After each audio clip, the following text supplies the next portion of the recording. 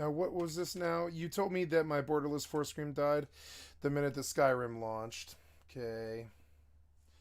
What is my Streamlabs on right now? It's on display capture. Okay. As you can see, Skyrim really doesn't like being fucking, like, told what to do. I mean, I don't know. So, but anyways, I want you to actually do what I need, and I don't know if that's going to be possible, but we'll try. Yeah? Yeah. And then, and then we need you to gonna pop my Steam. Please give me my fucking desktop, you fucking assholes. I hate Windows so fucking much. So there we go. Watching you fail in real time right on stream makes me so fucking sick. Really sick. Fuck you, fucking Windows. Fuck you, Microsoft. Watching you steal my time wholesale every week. I'd sue you if I could. Fuck you for stealing this money and putting me through this kind of bullshit all the time. Fuck you. Fucking worthless thieves. Where's the competition? You and your oligarchy with your fucking monopolies and your single fucking operating system company. Call it an operating system, and nobody stops them. They're in the they're in the government's pocket, and they're billionaire software despots. Cool, a little bit better. My mouse is working. Mouse is working well. Good. Okay, let's fire up the new world here.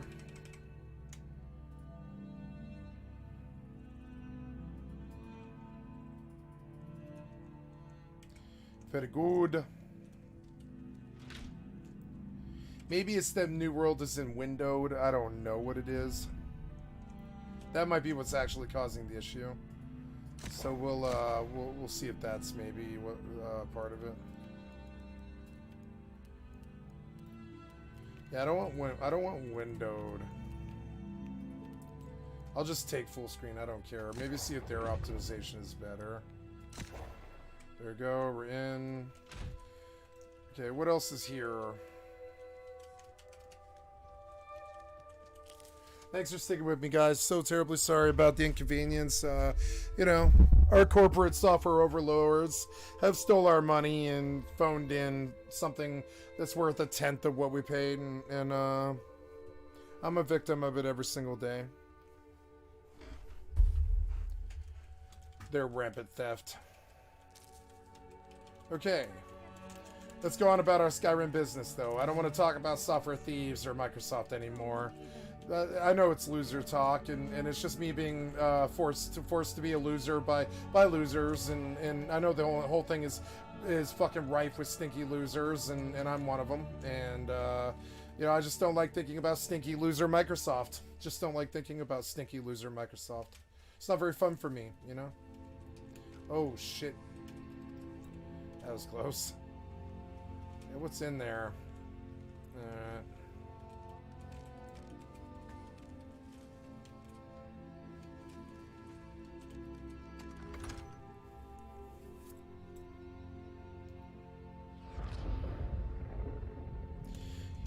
I wonder if that Sky INI program or whatever, and the downloads or whatever it was, what was it? It was like INI or whatever, or whatever. Yeah, what was it? It was like Sky INI or whatever it was. Yeah, where is that at? Bethany Pie. There it is. Bethany Pie. Run Bethany for a second, right?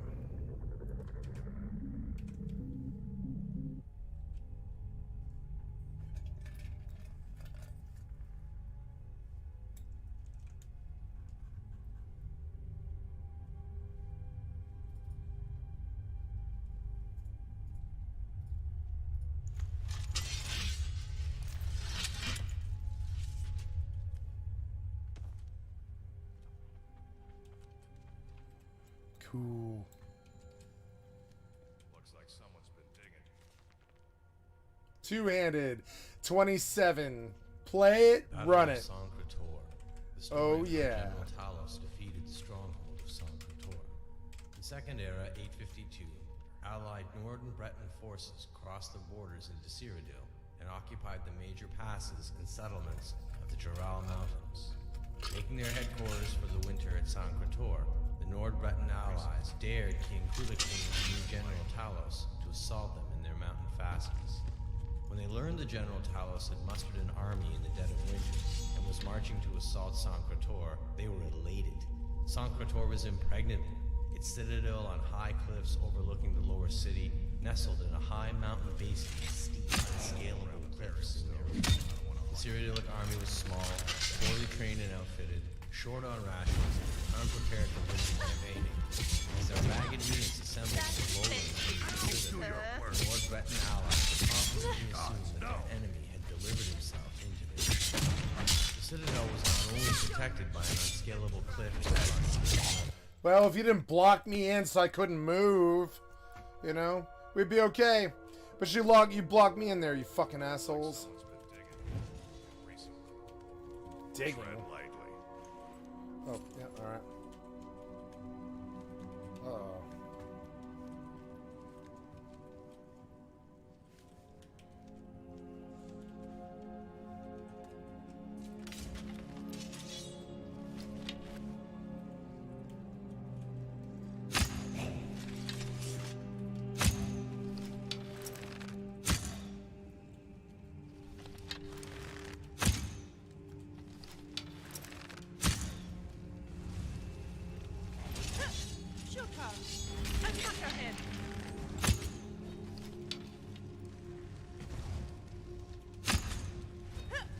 You're lucky I have company, so I can do unspeakable things to your corpse. You're lucky I have company so I can do unspeakable things to your corpse. Oh. Ew. It's gonna cost you. Sorry, but necrophilia's not really my thing.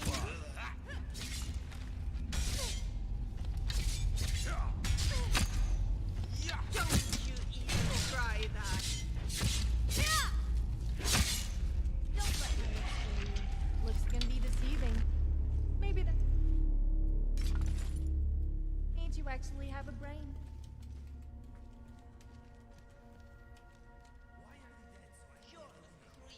Tear you to pieces. This!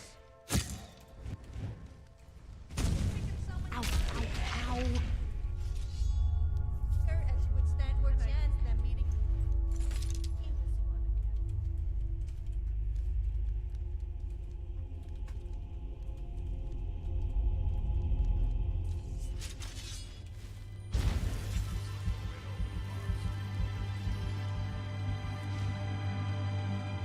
Yes.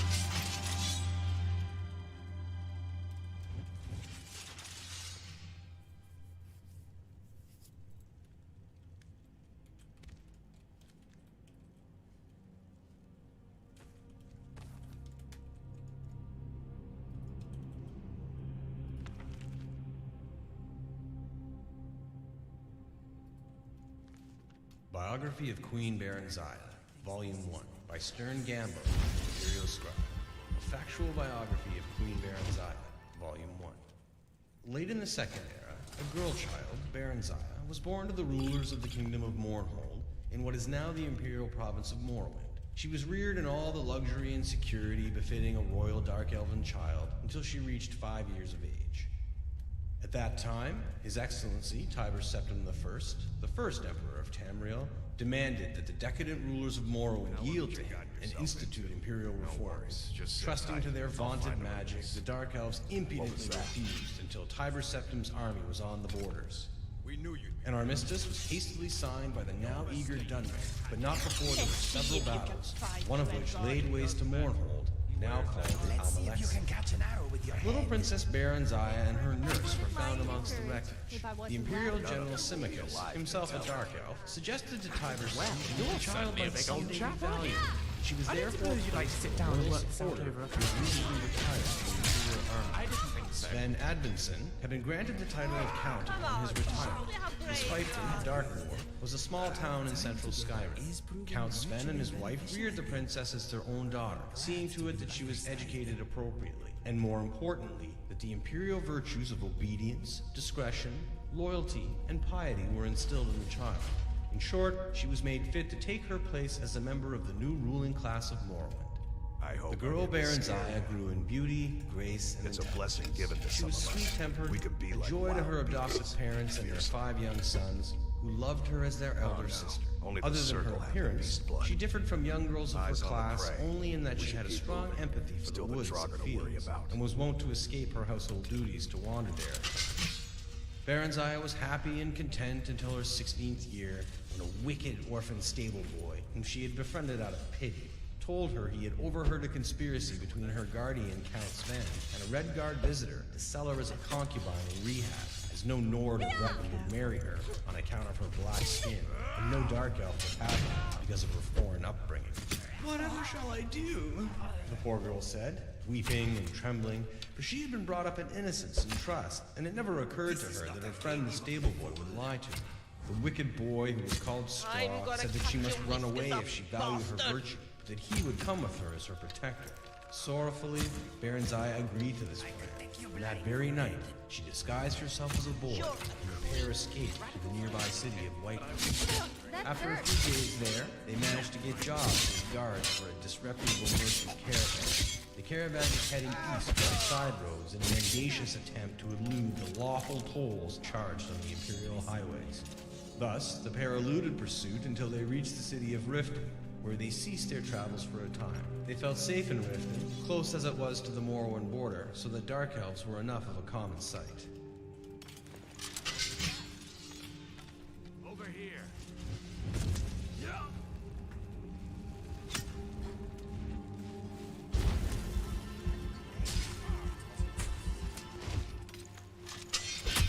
Damn you. I'm afraid of you.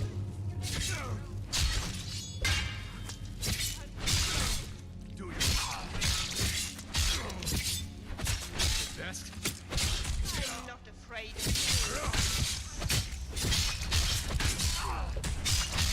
you. You don't scare me. You would be so dead. I'm not afraid of you. Ow! Think you can take me?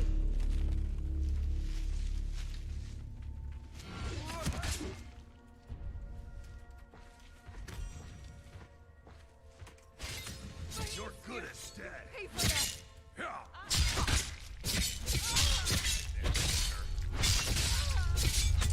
That's terrifying. Don't you think so?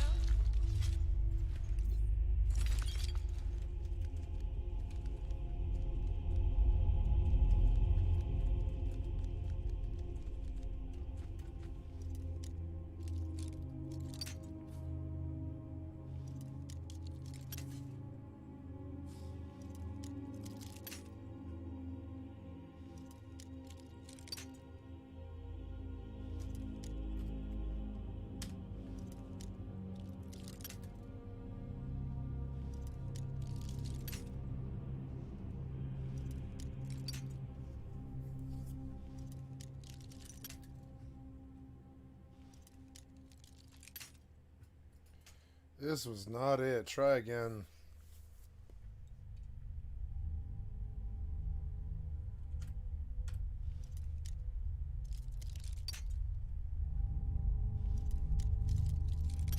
God damn it.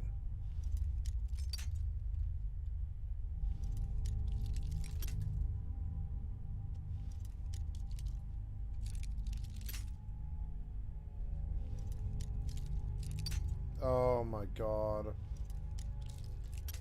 I pretty much have to get like this. I have to get that that fucking, I have to land it. I have to land it in the first like 3 or something. Or I just don't really have a chance of not losing like 10 picks. See it? It's not good. Oh.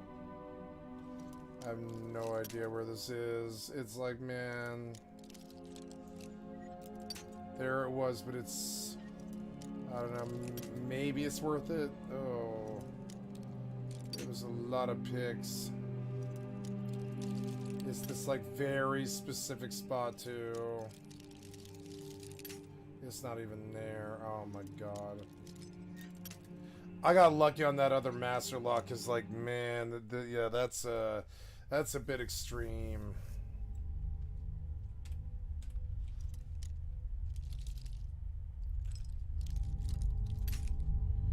Oh my God. Oh my God. That's not it? Oh my God.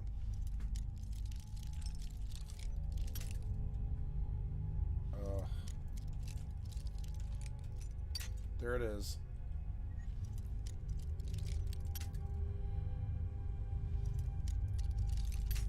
Nope. Maybe all up. It's not all the way there, but it's close. Oh my God.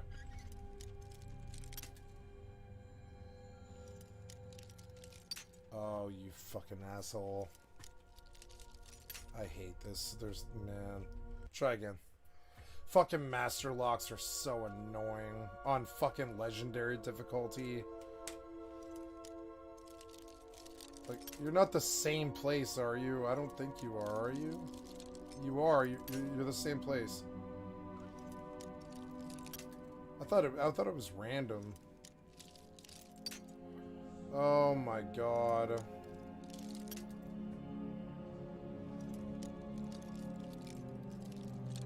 Oh my God.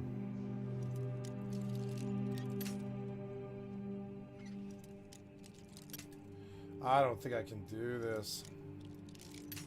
Yeah. This particular chest, man, was a little nasty. Maybe. But it's so particular. Nope. Oh. Yeah, I don't think I'm gonna blow 12 picks on a master lock that I just don't have the skill to pick yet. I don't believe that's gonna be a good use of my lock picks. I don't think that's. I think I got very lucky the last time I got in a master lock pick. Yeah, if I were to find like 20 lock picks in here, I would keep trying. Ooh, that was good enough. Look at all the stuff that's in these awesome pots. That was like 2,000 gold right there. I don't need that chest. Oh no, did you fuck up? Yeah, stay away from the walls.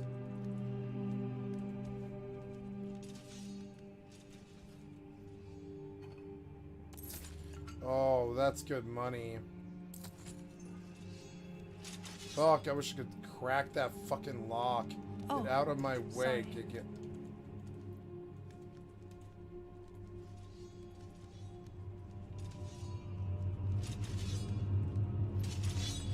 Why do you constantly put your weapons in and out? It's so annoying. Oh, what's that? Here's a lock I can probably actually pick.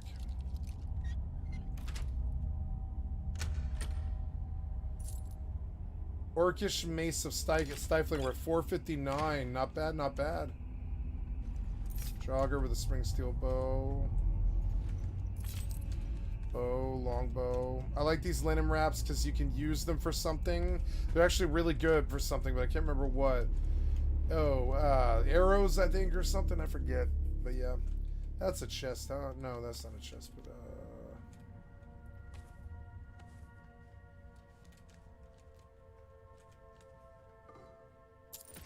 silver garnet rings and such. Jogger. As good as dead. You will be so dead.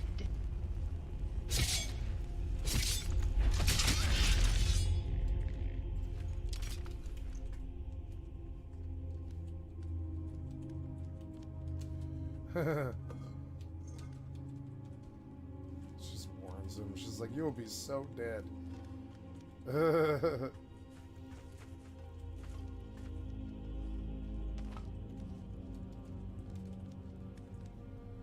Gold and a flawless amethyst worth 1,800. Look at that fatty loot. Oh, yeah. Mm-hmm.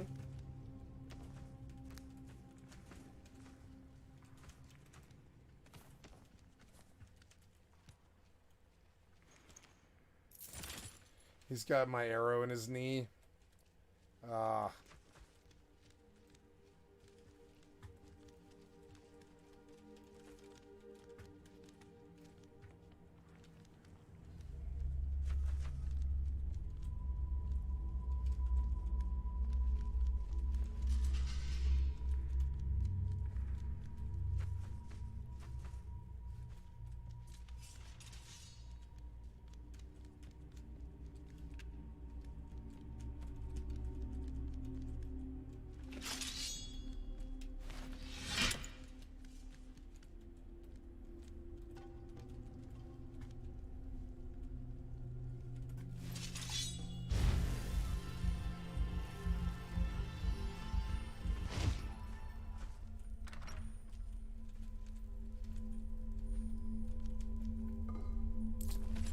Oh my god, this place is rich, rich, rich. Rich, rich, rich, rich, rich, rich, rich. My sword.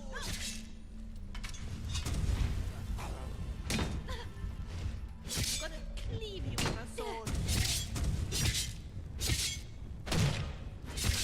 We are a good team. 21. Don't you think so? That's all you've got?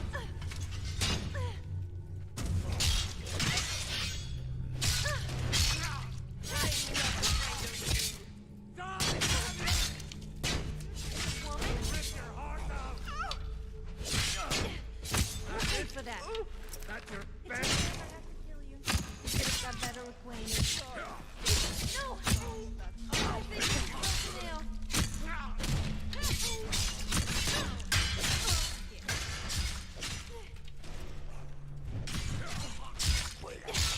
Thanks for that.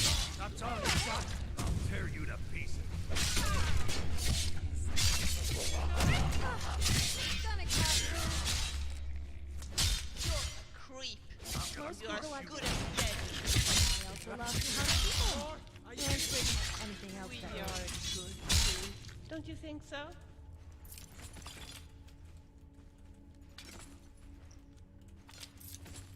That was rather inappropriate.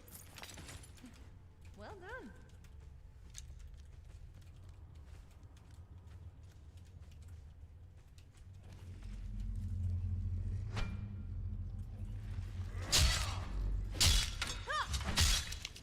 You are as good as dead.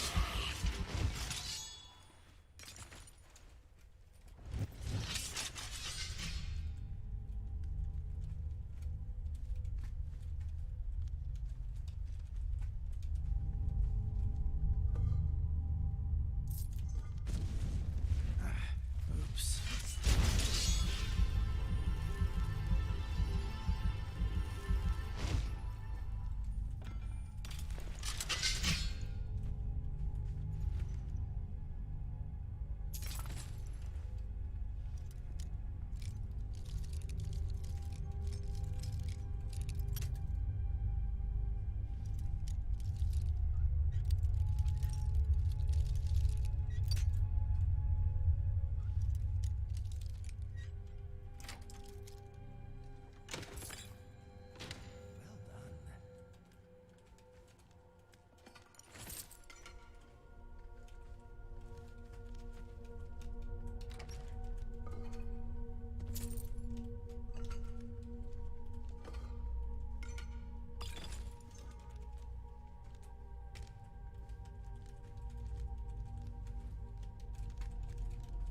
I'm just not gonna bother with a shield and I'll just block two-handed. I don't care. Which means that, yeah, I don't really want the bound sword bound even. I'll do flames on 4, sparks on 5.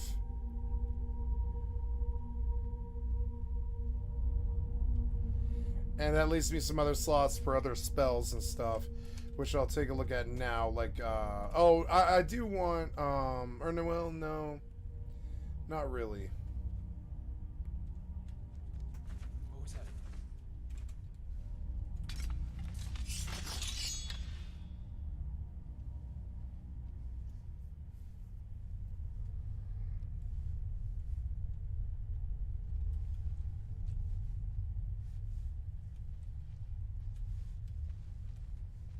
What was that?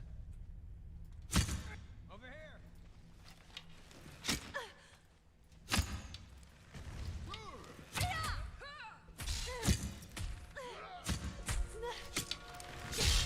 You'll pay for that. I'm gonna kill you.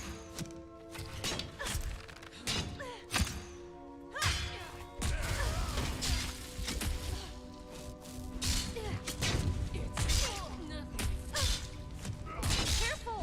You wouldn't want to hurt my pretty face. I'll rip you in half. Oh, I love a challenge. Guess you'll have to go. Puny weakling. Watch it there, sister. Watch it there, sister. Broken nail. I'm gonna crush you like a bug.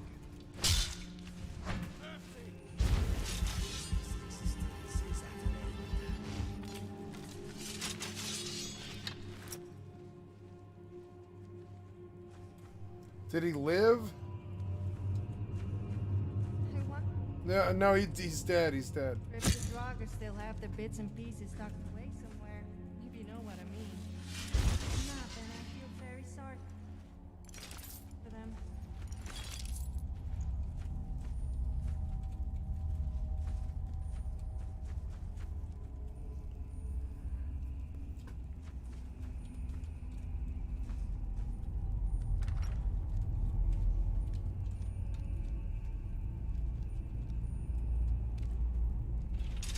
Have come here.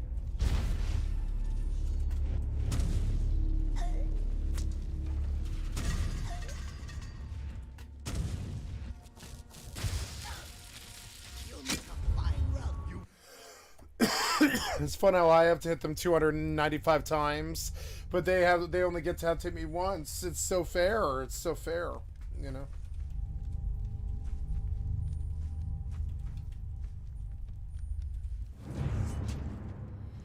Cool.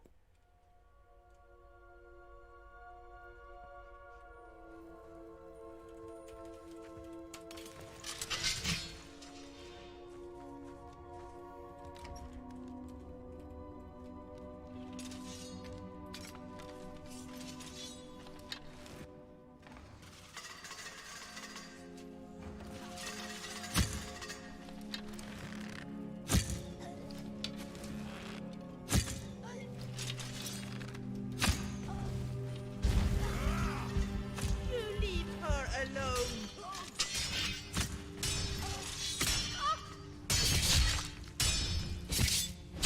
I'll tear you to pieces.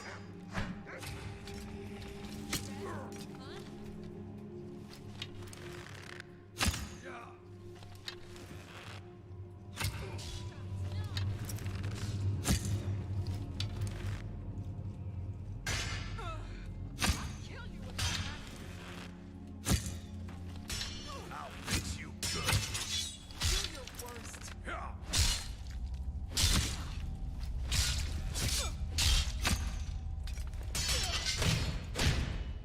You're good as dead.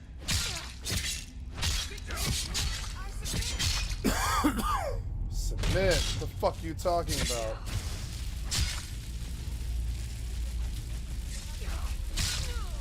We did well.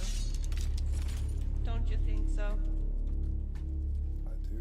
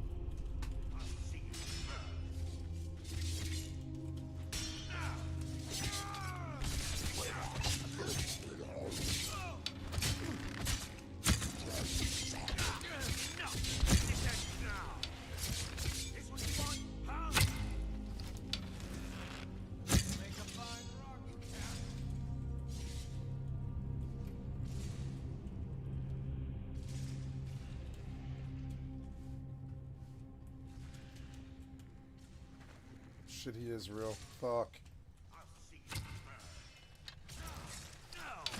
That's one of them in the fight, you know? Oh, shit. I don't know. We gotta worry about this guy. He's coming. Lucky hit. You won't get away from me.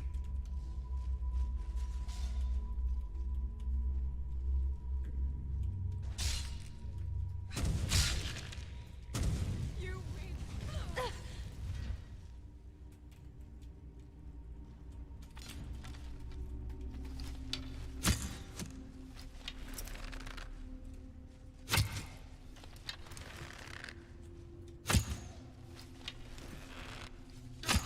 I'll get you.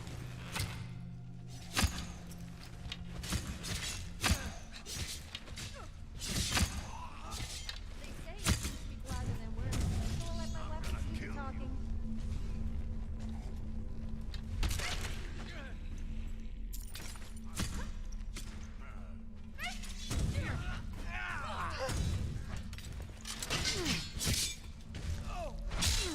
Best you can do, huh? You will die with an IQ. Yes, I'm referring to my face and possibly my other womanly assets. I'll rip you in half.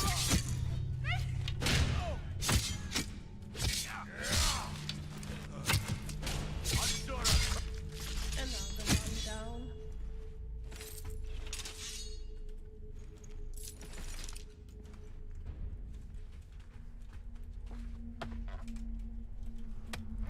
You ready to die today, huh?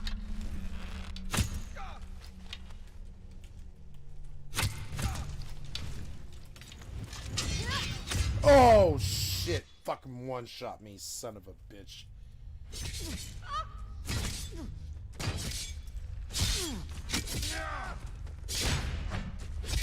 What? Be angry. You're a dangerous bastard, aren't you? You think you can beat me? Go ahead.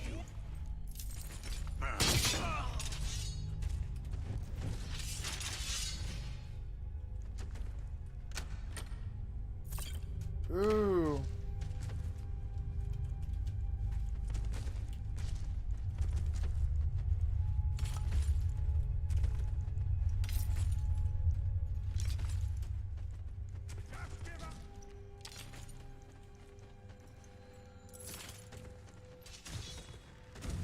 I'm gonna put you down. You don't Careful! You wouldn't want to hurt my pretty face. I'll get you. bastard, aren't you?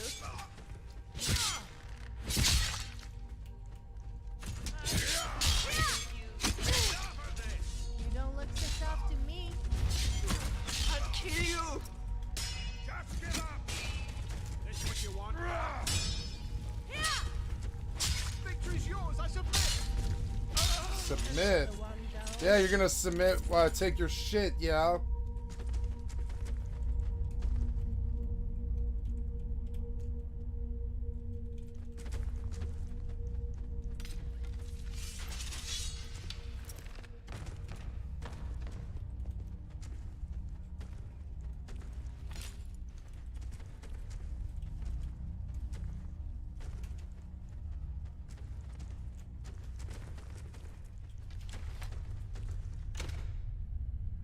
Dustman's care and key, potion of minor healing. There was the door key. Did you hear that noise? I'm gonna sleeve you with my sword. Did you hear that noise? Wonder what it was.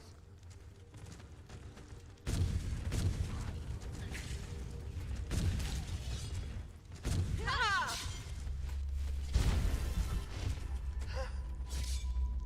They say you have to speak louder than words, so I'll let my weapons do the talking. You know, the best defense isn't a good armor. It's a good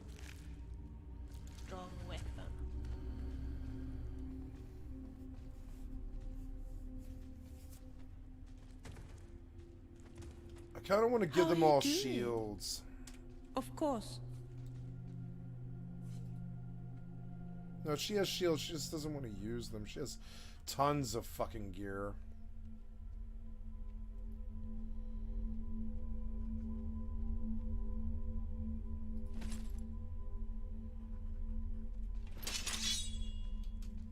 So, where are we going now?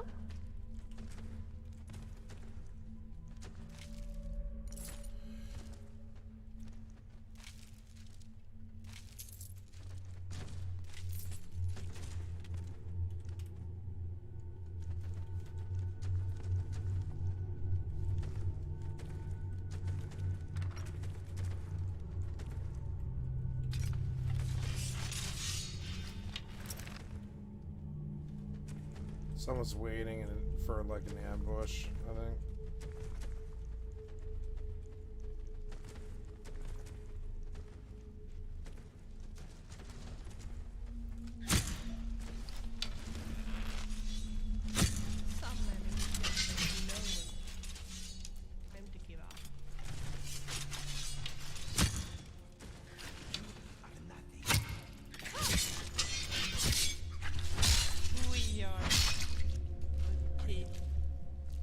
Don't you think so?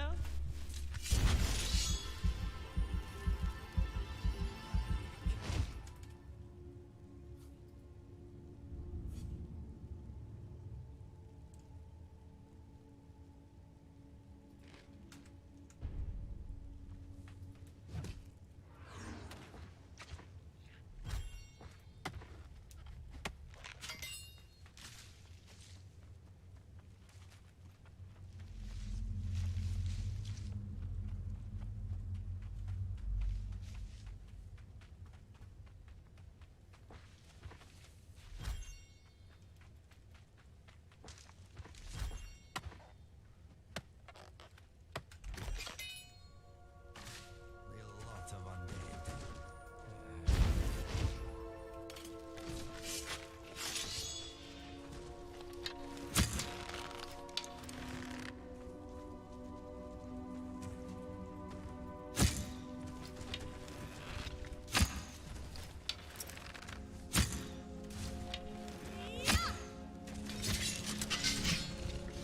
I'm not afraid to fight.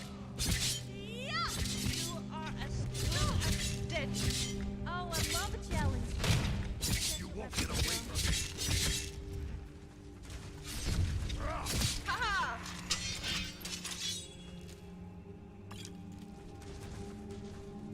You make me nervous when you do like that. Keep an eye on the road. You might trip and fall.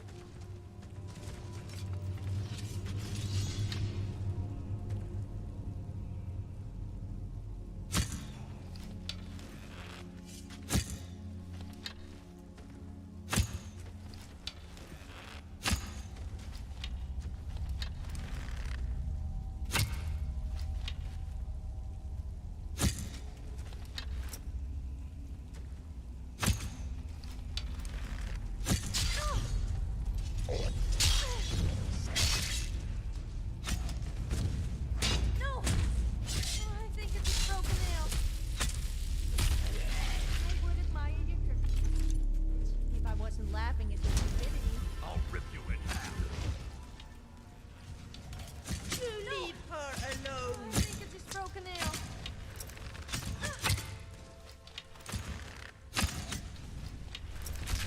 We are a good team. Don't you think so?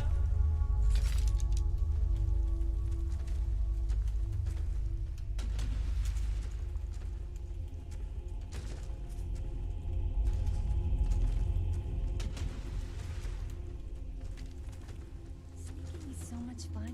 The thrill of almost getting caught is more addictive than speed. Alright, Claire, now's not the time for talking.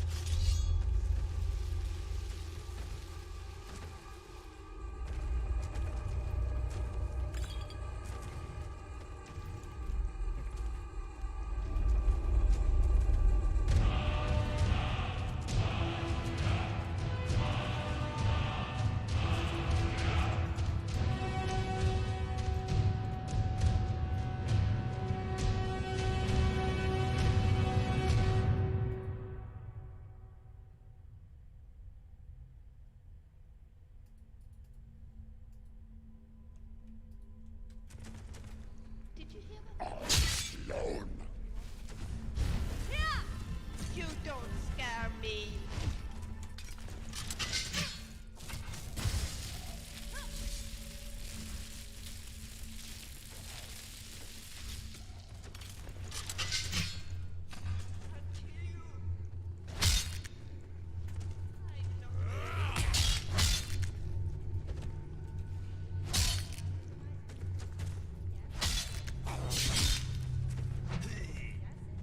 You're a creep.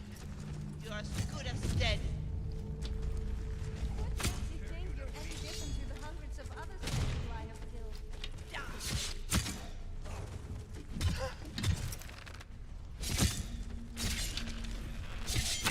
Didn't I tell you I was good?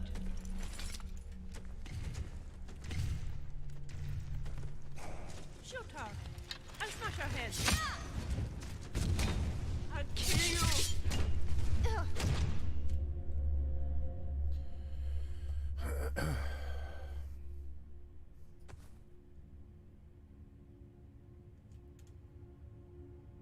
Hurt! But it's killing me with a sword.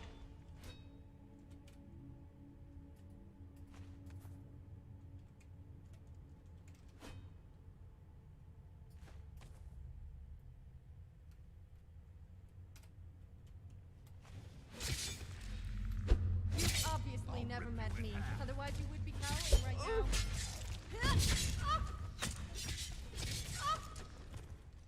Uh-oh.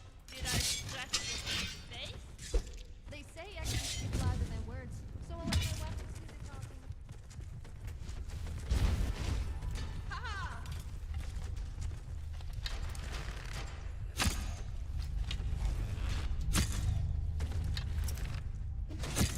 You are nothing but stupid meat drinker. Don't kill her! Don't kill her!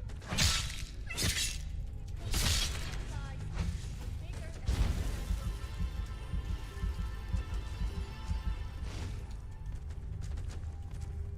You're creep. You're as good as dead.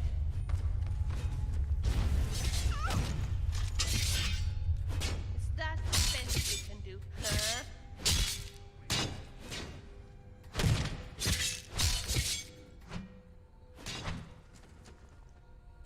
I'll kill you!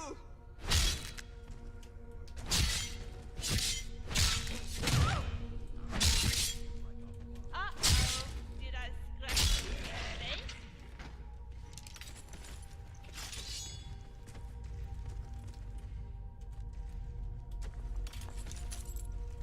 Did you hear that noise? Wonder what it was.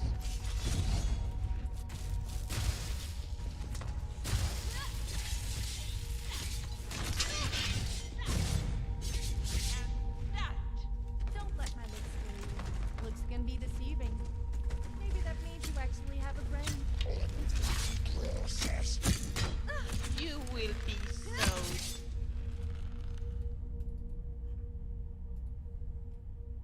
dead. Come You on, should pick on show someone me how who brave you else are.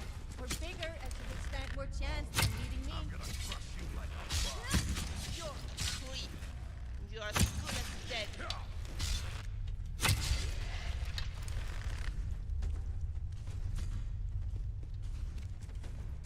I'm not afraid. I'll rip you in half.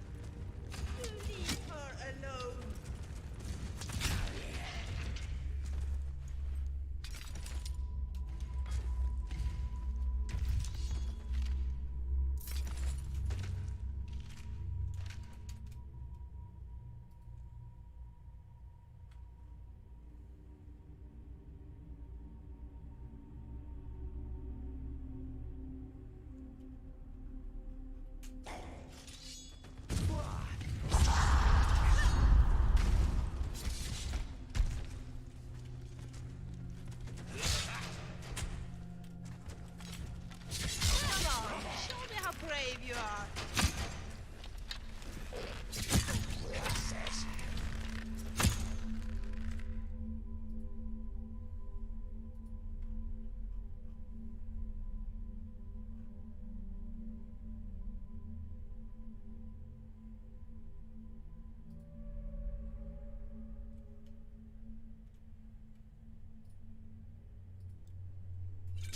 I'm gonna crush you like a bug. Jealous. Now I'm gonna get you. Shoot him. I'll smash his head. That's the best you can do, sir. Gonna cleave him with a sword. Pick someone your own size, or bigger, as you would stand more chance than beating me. You leave her alone. No. I'm gonna crush you like a bug. I almost feel sorry for you thinking you could actually take me on.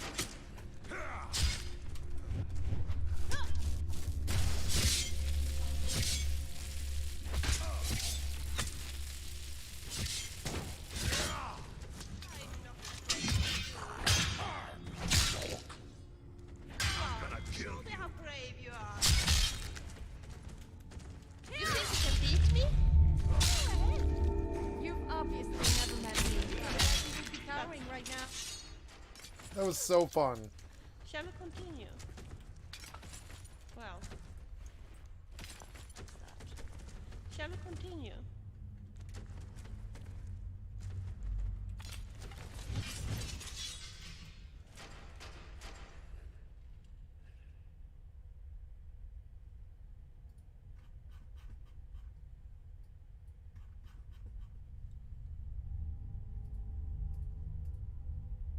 Wow. Let's get this over with. Uh-oh. Did I scratch your pretty face?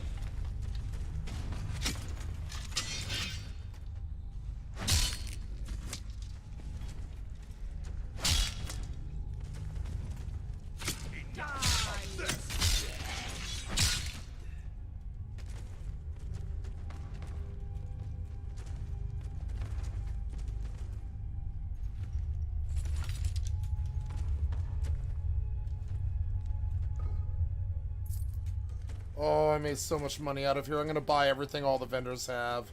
It's gonna be so nice. Make this so much easier. Testment's Care, not bad, not bad. I haven't got a Dragon Soul out of this, and I'm done. I think I'm done with this place.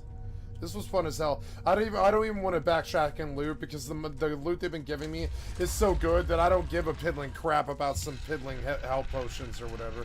I don't think I missed anything really. Oh, I missed this, yeah. The Battle of Sancretor. Battle of Sancretor. The story of how General Talos defeated the stronghold of Sancretor. In Second Era 852, allied Nord and Breton forces crossed the borders into Cyrodiil and occupied the major passes and settlements of the Jural Mountains. Making their headquarters for the winter at Sancretor, the Nord-Breton allies dared King Hulacane's new General Talos to assault them in their mountain fastness. When they learned that General Talos had mustered an army in the dead of winter and was marching to assault Sancretor, they were elated. Sancretor was impregnable. Its citadel I on did high listen cliffs to this one. overlooking the lower city, nestled in a high mountain basin with steep, unscalable cliffs in their rear. The Cyrodiilic army was small, poorly trained and outfitted, short on rations, and unprepared for winter campaign. Pension of the Ancestor Moth, a Temple Novice's initiatory pamphlet on the cult of the Ancestor Moth, to be read by all novitiates of the Temple. The Order of the Ancestor Moth is as ancient as it is noble. We nurture and celebrate our beloved ancestors, whose spirits are manifest in the Ancestor Moths. Each moth carries the Firon of an ancestor spirit. Loosely translated as the will to peace, the Firon can be spun into the silk produced by the ancestor moths. When the silk is in turn spun into cloth and embroidered with the genealogy of the correct ancestor, clothing of wondrous power can be made. depths of our order are gifted with prescient powers. The wisdom of the ancestors can sing the future into the present.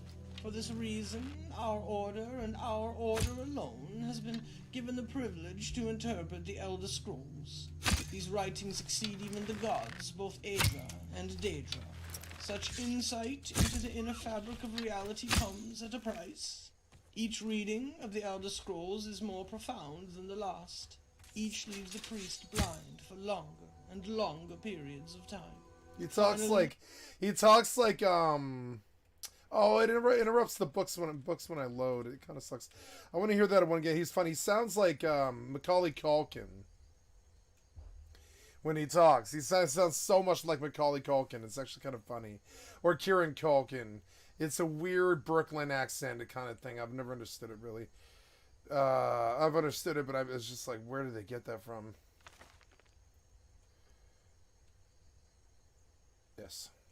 Pension of the Ancestor Moth. No, wait. A Temple Novice's initiatory pamphlet on the cult of the Ancestor Moth, to be read by all novitiates of the temple.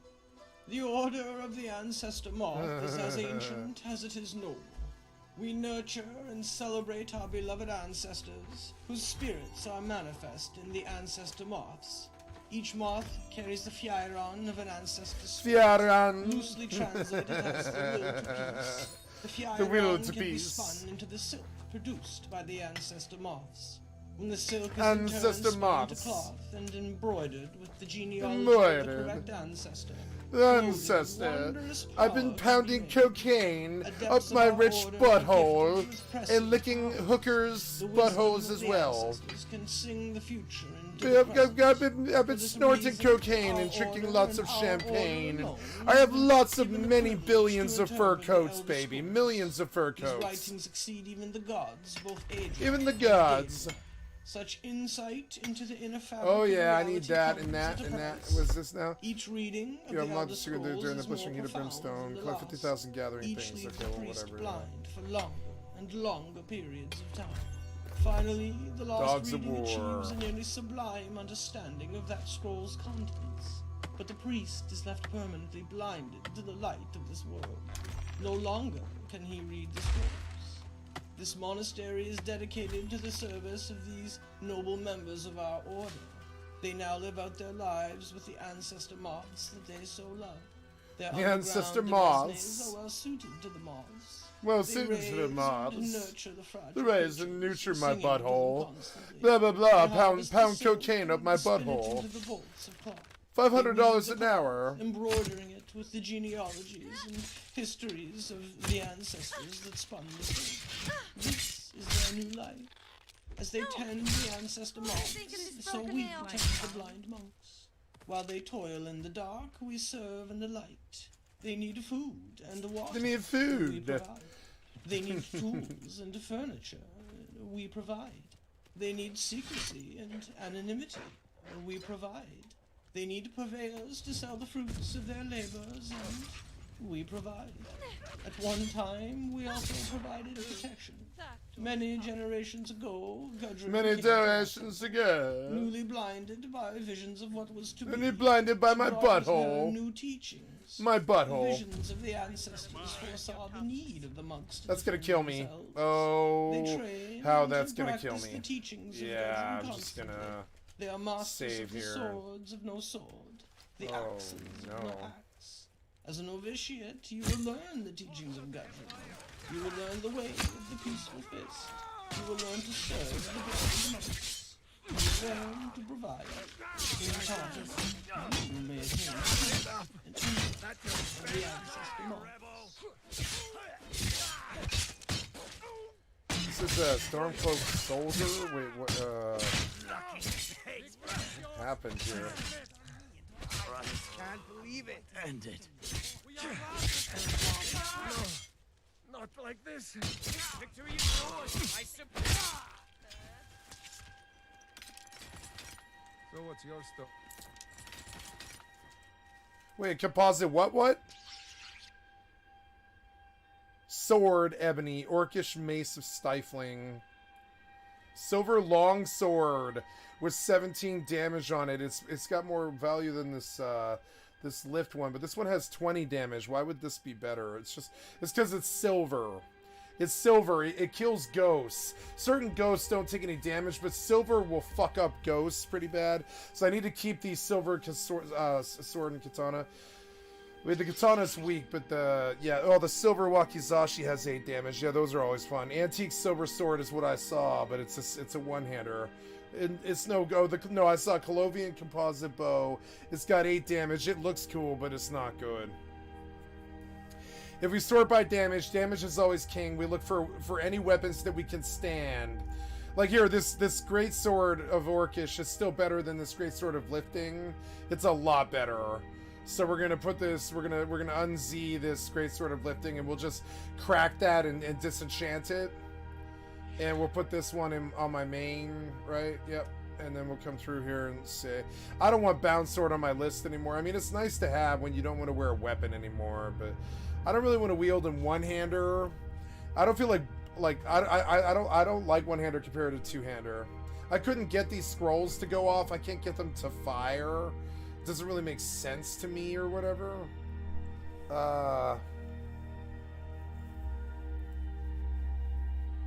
So, flames and sparks, harvest wood.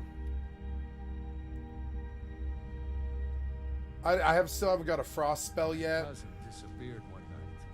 Some say that Thalmor grabbed him. Keep walking before I found him. I'll take all your shit. All your shit.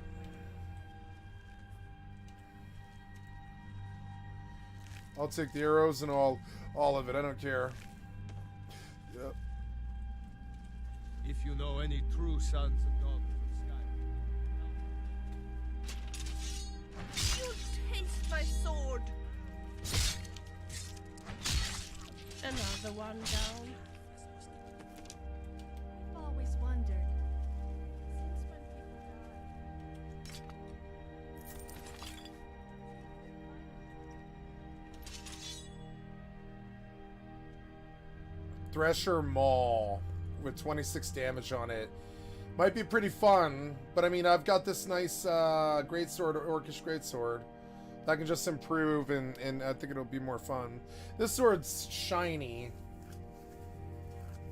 Immobilizing something is pretty cool. I mean, I don't know. It's 20 damage compared to 21 damage. I actually liked this sword more. I'm gonna keep it. So, oops, I didn't mean to do that. So, in the menu, we say, yeah. So we say, Z. I'm gonna charge this up. Yeah, flawed. No, not flawed varlet stone. No, petty soul gems and stuff. Yep. This bow that I've got.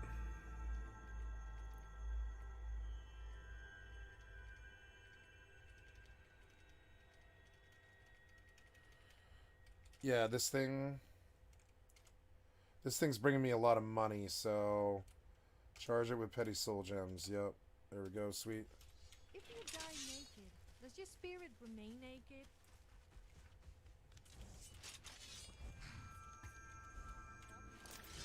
Ghost without any clothes on. Well, at least not all the time.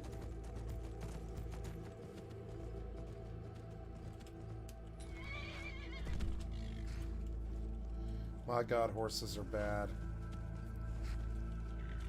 Right, Bruce is the name of her horse or whatever.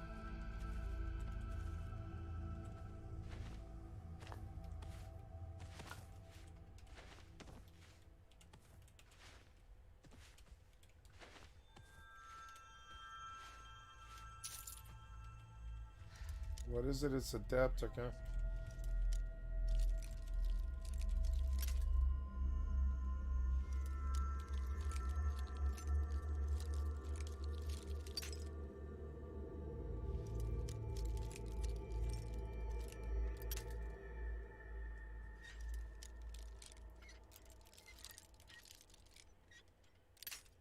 Fuck.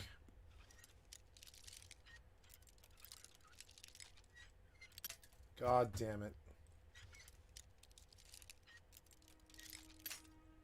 What? Just exit out and reload. What the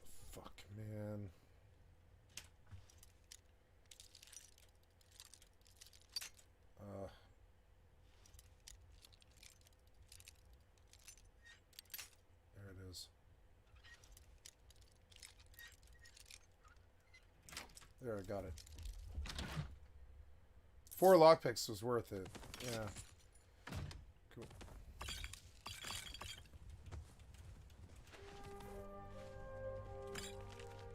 Yes, pickpocketing. Sit quietly, child, and listen. For the story I tell you is the story of the ages. Sit quietly, child, and listen. For the story I tell you is a story of the ages. For what? Sit quietly, child, and listen. For the story I tell you is a story of the ages. For what is it, grandfather? Is it a story of heroes and beasts? The grandfather looked patiently at the child. He was growing into a fine boy. Soon he would see the value in the stories, the lessons that were taught to each generation. Don't you think so? Just listen, child. Let the story take root in your heart. In a time before now, long before now, when the Skull were new, there was peace in the land. The sun was hot and the crops grew long, and the people were happy in the peace that the Allmaker provided. But the Skull grew complacent and lazy. They took for granted all the lands and the gifts that the Allmaker had given them. They forgot, or chose not to remember, that the adversary is always watching, and that he delights in tormenting the Allmaker and his chosen people. And so it was that the adversary came to be among the Skull. The adversary has many aspects. He appears in the unholy beasts and the incurable plague. At the end of seasons, we know him as Thartag, the world devourer. But in these ages, he came to be known as the Greedy Man. The Greedy Man, that is what we call him. Right on. Sorry guys, I missed your chat. Lived among the Skull for many months. So I see your comments here. Perhaps he was once just and a I'm man. sorry, I did When not the mean to adversary ignore your had chat. him, I see your he chat became now. the Greedy Sorry Man. about that. And that's how he's Hi, Unlimited Power. What's It all up, Phoenix came to be Resurrection? one How you day doing? that the powers of the Skull I'm currently left playing them. with 1400 mods. I didn't Strength even left know the about arms an of the audiobook mod. warriors, Yeah. and the showman could no Audiobook longer mod is summon the sweet. beast to their side. The elders thought that surely the Allmaker was displeased, and some suggested that the Allmaker had left them forever. It was then that the Greedy Man appeared and spoke. You, the Skull, have grown fat and lazy. Sorry, I restarted my I've computer and I forgot stolen my the chatty gifts didn't of your load. My bad. Allmaker. I've stolen the oceans, so you will forever know thirst. I have stolen the lands and the trees and the sun, so your crops will wither and die. I have stolen the beasts, so you will go hungry. And I have stolen the wind, so you will live without the spirit of the Allmaker. And until one of you can reclaim these gifts, the Skull will live in misery and despair. For I am the Greedy Man, and that is my nature. And the Greedy Man disappeared. The members of the Skull spoke for many days and nights. They knew that one of them must retrieve the gifts of the Allmaker, but they could not decide who it should be. I cannot go, said the elder, for I must stay to lead the Skull until our people what is the law. I cannot go, said the warrior, for I must protect the Skull. My sword will be needed in case the Greedy Man reappears. I cannot go, said the shaman, for the people need my wisdom. Hi, I love I you. must read the portents and offer my knowledge. It was then that a young man called Eva lifted his voice. He was strong of arm and fleet of foot, though he was not yet a warrior of the Skull. I will go, said Eva, and the Skull laughed. Hear me out, the boy continued. I am not yet a warrior, so my sword will not be needed. I cannot read the portent so that people will not seek my counsel. And I am young, and not yet wise in the ways of the law. I will retrieve the gifts of the Allmaker from the Greedy Man. If I cannot, I will not be missed. The Skull thought on this briefly, and decided to let Eva go. He left the village the next morning to retrieve the gifts. Eva first set out to retrieve the gift of water, so he travelled to the water stone. It was there that the Allmaker first spoke to him. Travel west to the sea and follow the swimmer to the waters of life. So Eva walked to the edge of the ocean, and there was the swimmer, a black ochre set from the Allmaker. The swimmer dove into the waters and swam very far, and far again. Eva was strong though, and he swam on. He followed the swimmer to a cave, swimming deeper and deeper, his lungs burning and his limbs exhausted. At At last he found a pocket of air, and there, in the dark, he found the waters of life. Gathering his strength, he took the waters and swam back to the shore. Upon returning to the water stone, the Old Maker spoke. You have returned the gift of the water to this skull. The oceans again will bear fruit, and their thirst will be quenched. Eva then travelled to the Earthstone, and there the Old Maker spoke to him again. Into the cave of hidden music, and hear the song of the earth. So Eva travelled north and east to the cave of hidden music. He found himself in a large cavern with a rock sang from the ceiling and grew from the ground itself. He listened there and heard the song of the earth, but it was faint. Grabbing up his mace, he struck the rocks of the floor in time with the song, and the song grew louder until it filled the cavern and his heart. Then he returned to the Earth Stone. People seem to think The gift of Earth is with the skull again, said the Old Maker. The lands are rich again and will bear life. Eva was tired, and the sun burned him. The trees offered no shade, and there was no wind to cool him. Still, he travelled on to the beast rock, and the Old Maker spoke. Find the good beast, and ease his suffering. Eva travelled through the woods of the Eisenfjord for many hours until he heard the cries of a bear from over a hill. As he crested that hill, he saw the bear, a fulmer's arrow piercing its neck. He checked the woods for the fulmer, for that is where they were, though some say they are not. And finding none, approached the beast. He spoke soothing words and came upon it slowly, saying, Good beast, I mean you no harm. The Old Maker has sent me to ease your suffering. Hearing these words, the bear ceased his struggles and laid his head at Ivar's feet. Ivar grasped the arrow and pulled it from the bear's neck. Using the little nature magic, he knew Ivar tended the wound, though it took the last bit of his strength. As the bear's wounds closed, Ivar slept. When he awoke, the bear stood over him, and the remains of a number of the falmer were strewn about. He knew that the good beast had protected him during the night. He travelled back to Beast Rock, the bear by his side, and the Old Maker spoke to him again. I don't have much of a reputation. You've returned the gift to the beasts.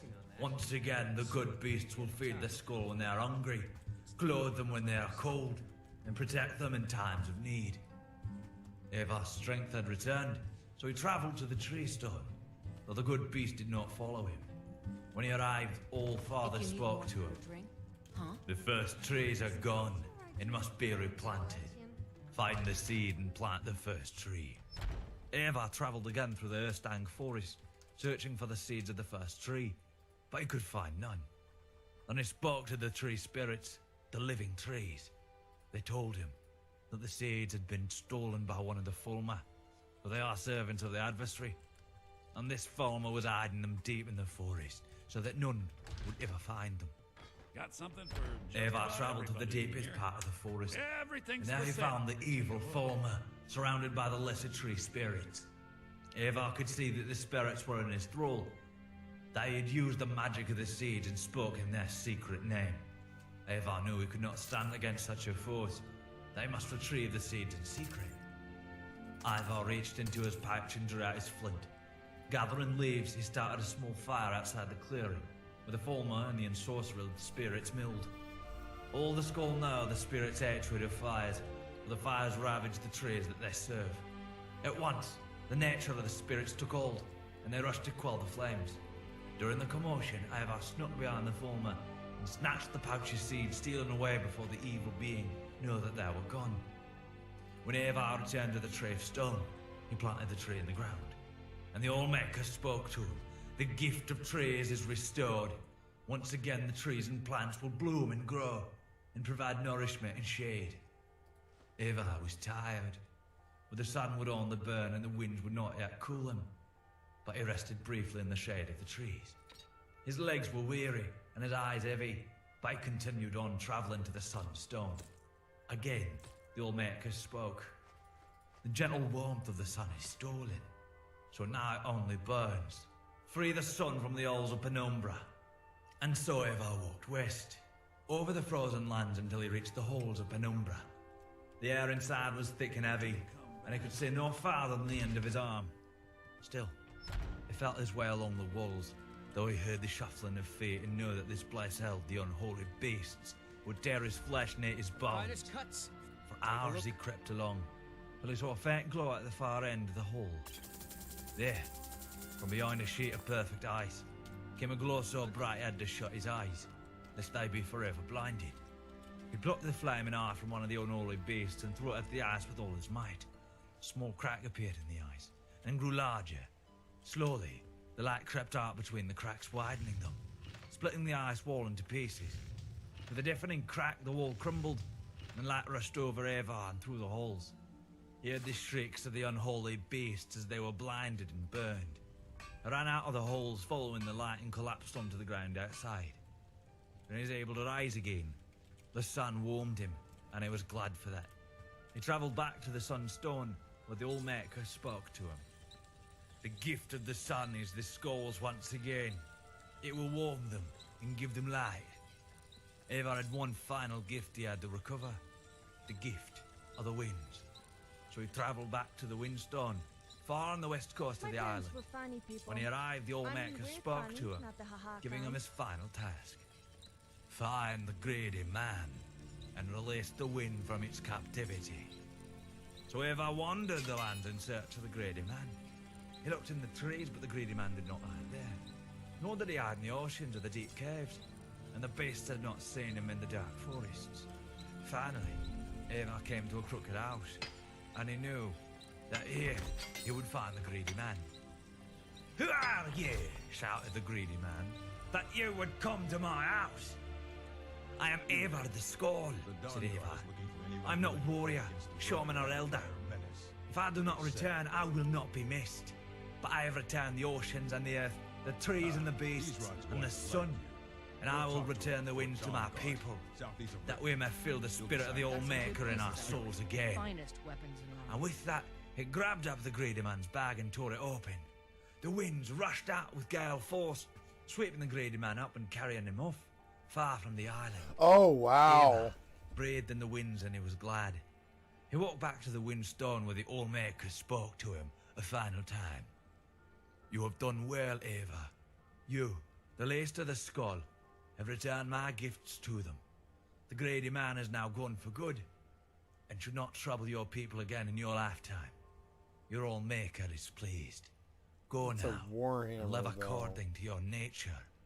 And Eivor started back to the Skull village. It's unfortunate. "And then what happened, grandfather?" "What do you mean, child? He went home." "No, when he returned to the village," the child continued. "Was he made a warrior? Or taught the ways of the shaman? Did he lead the Skull in battle?" "I do not know. That is where the story ends," said the grandfather. "Well, that's not an ending. That's not how stories end." The old man laughed and got up from his chair. "Is it not?"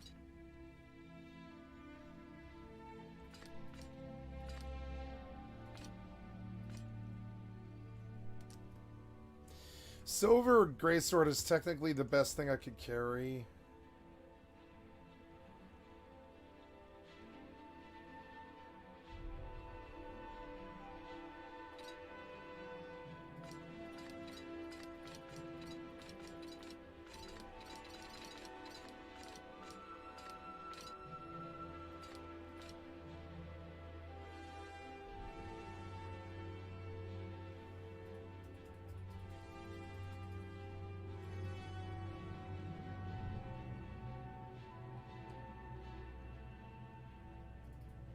Wait, oh. I fucked this up, I think. Just load. Load like the auto to Whiterun, yeah. That one, yeah, just do that. I fucked up and I bought a bunch of stuff when I was trying to sell. God damn it. At least I caught it. I've been looking for you. Got something I'm supposed to... A note. Ah, a letter from the Jarl. Moving up in the world, eh? Looks like that's it. Got to go. Alright.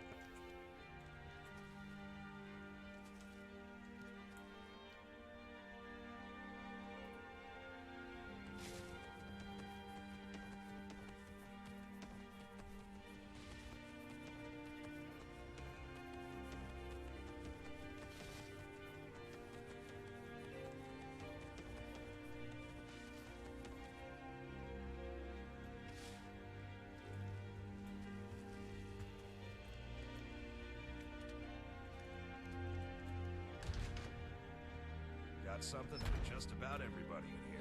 Give a holler if you have any questions.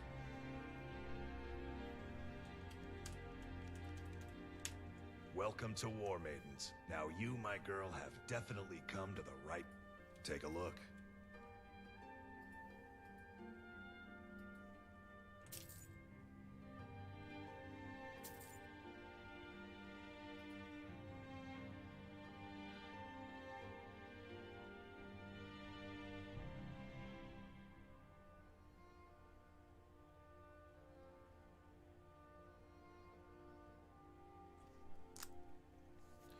Yeah, I'll take that.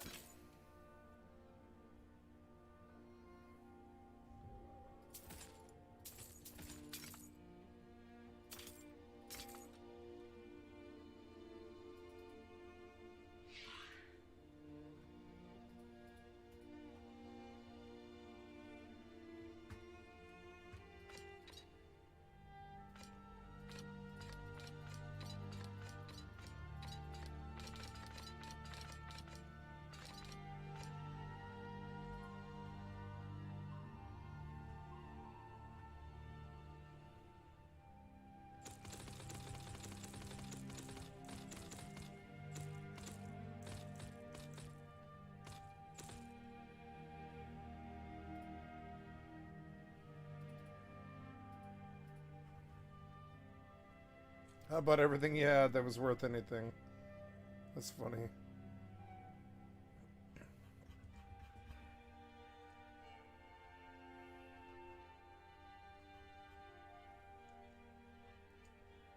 Pretty good, 5,000 gold. Good. Got a new great sword. Oh yeah.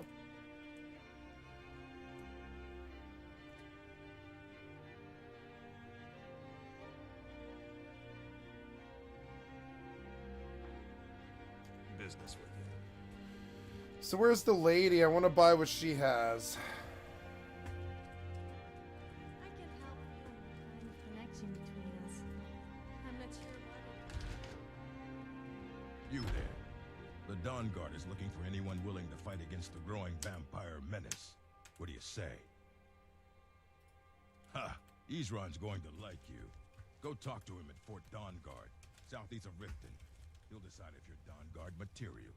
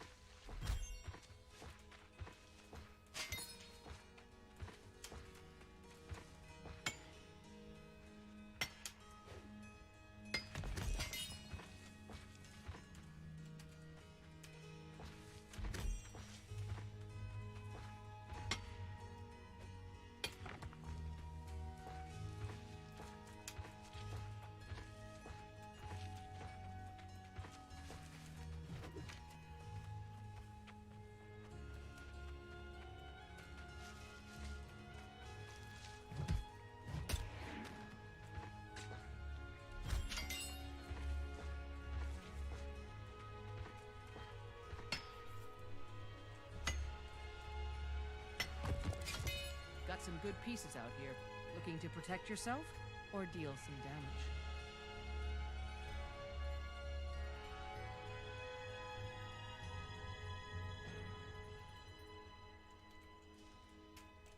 Don't forget to check inside the shop.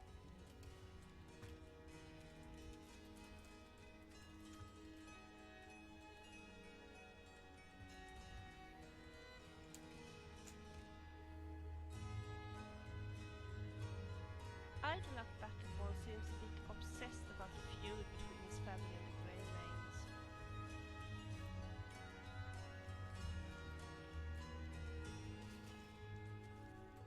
We've been awaiting your return.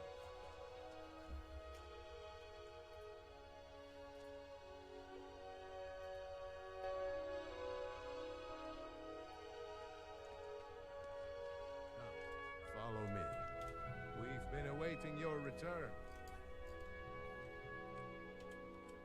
Come, follow me. I like that sword he's got. It's awesome.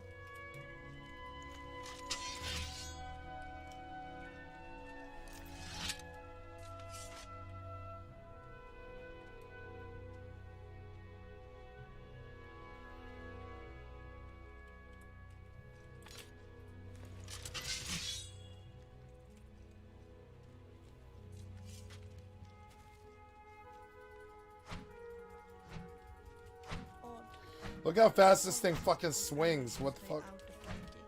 And still the Stormcloak supporter, Vigna Greyman, is living in Jorvaskar. Come to me with questions. I know our history almost as well as... It's all in the swing. Let me show you.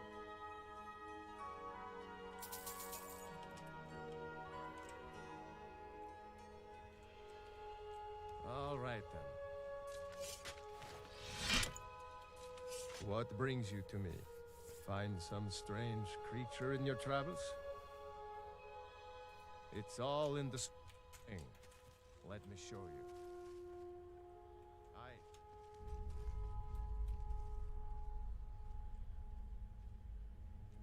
Brothers and sisters of the Circle, today we welcome a new soul into our mortal fold. This woman has endured, has challenged, and has shown her valor. Who will speak for her? I stand witness to the courage of the soul before us. Would you raise your shield in her defense? Have you seen that I would wimpy stand kid in her around back, Whiterun? that the world might never Can you overtake believe us. he gets picked on by a And little would girl? you raise your sword in her honor? I feel like joining in, but It stands without ready. whispering something, And would you raise a mug in her name?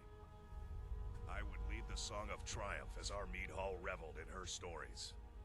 Then the judgment of this circle is complete. Her heart beats with fury and courage that have united the companions since the days of the distant green summers. Indeed. Let it beat with ours, that the mountains may echo and our enemies may tremble at the call. It shall shall be be so. so. So say we all. Well, girl, you're one of us now. I trust you won't disappoint. I see you've been allowed to know some secrets before your appointed time. No matter. Yes, it's true. Not every companion, though. Only members of the Circle all share the blood of the beast.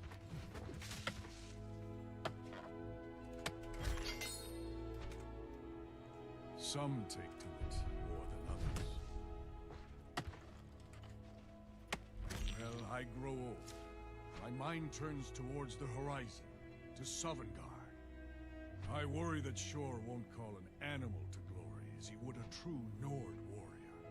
Living as beasts draws our souls closer to the Daedric Lord Hircine. Some may prefer eternity in his hunting grounds, but I crave the fellowship of Sovngarde.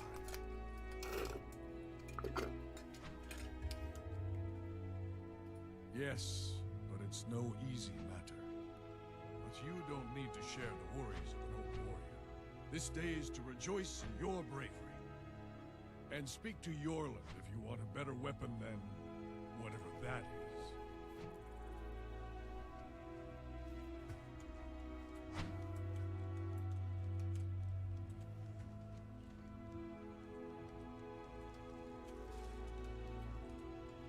Got a lot of steel to shape. Yes, lass. You've been raised into the companions, I hear. I can fashion whatever kind of weapon you want. Finest forge in Skyrim, right here before you.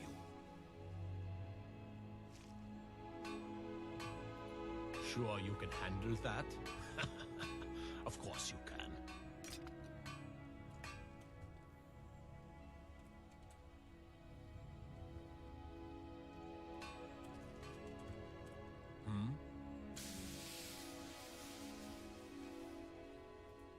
Gods be praised.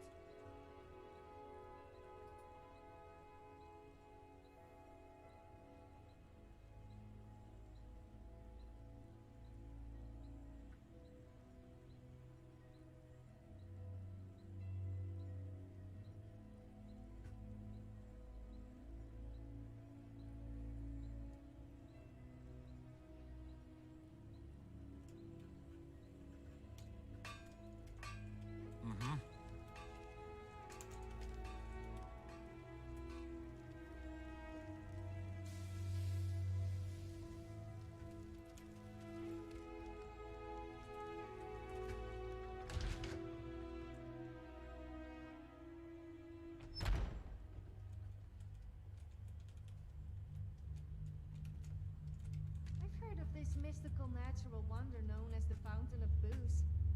Do you think the stories are true? I sure hope so. If I ever found it, I would never... Over again? Darius Shano found himself running as fast as he could. He had no idea what he was running from or towards, but he didn't care. The desire saturated his mind. There was nothing in the world except flight. He looked down around for landmarks, anything to place himself or to use as a target, but to no avail. The featureless grasslands through which he was sprinting extended as far as the eye could see. Just have to keep running, he thought to himself. I have to run as fast as I can. On and on he ran, with no end in sight or in mind. Standing over Darius Shano while he lay quietly in his bed were his mistress, Vermina the Dreamweaver, and the mad god, Sheogorath. Vernima looked down with pride at this disciple of hers, and was boastful of her little jewel. Such potential in this one. Though dreams of inspiration, I have nurtured literary talent into fruition, and now he stands in acclaim as an emerging bard and poet. He will gain much favor before I tire of him.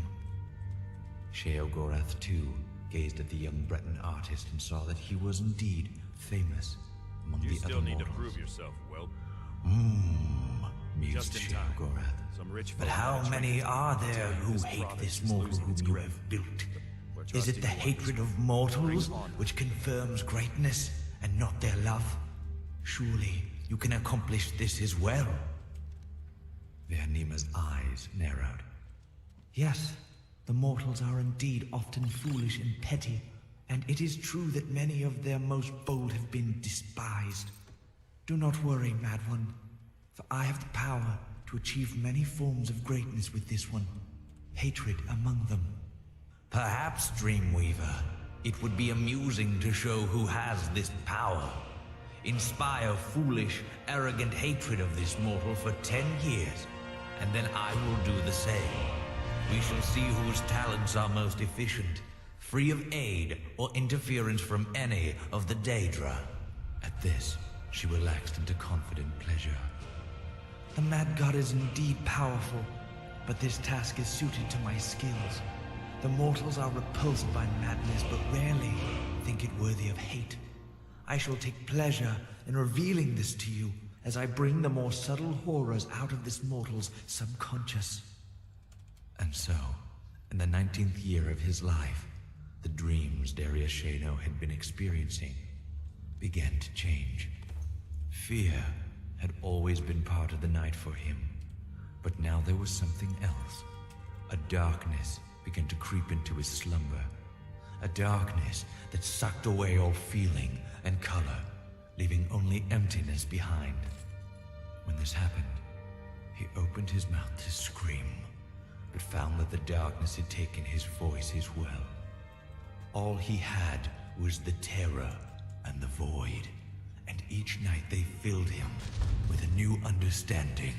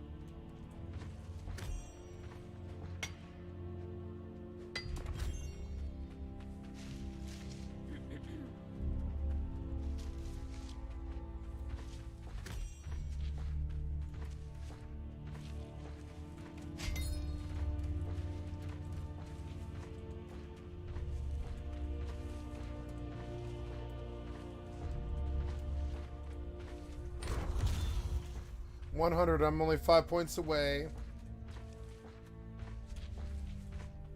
What makes this smell?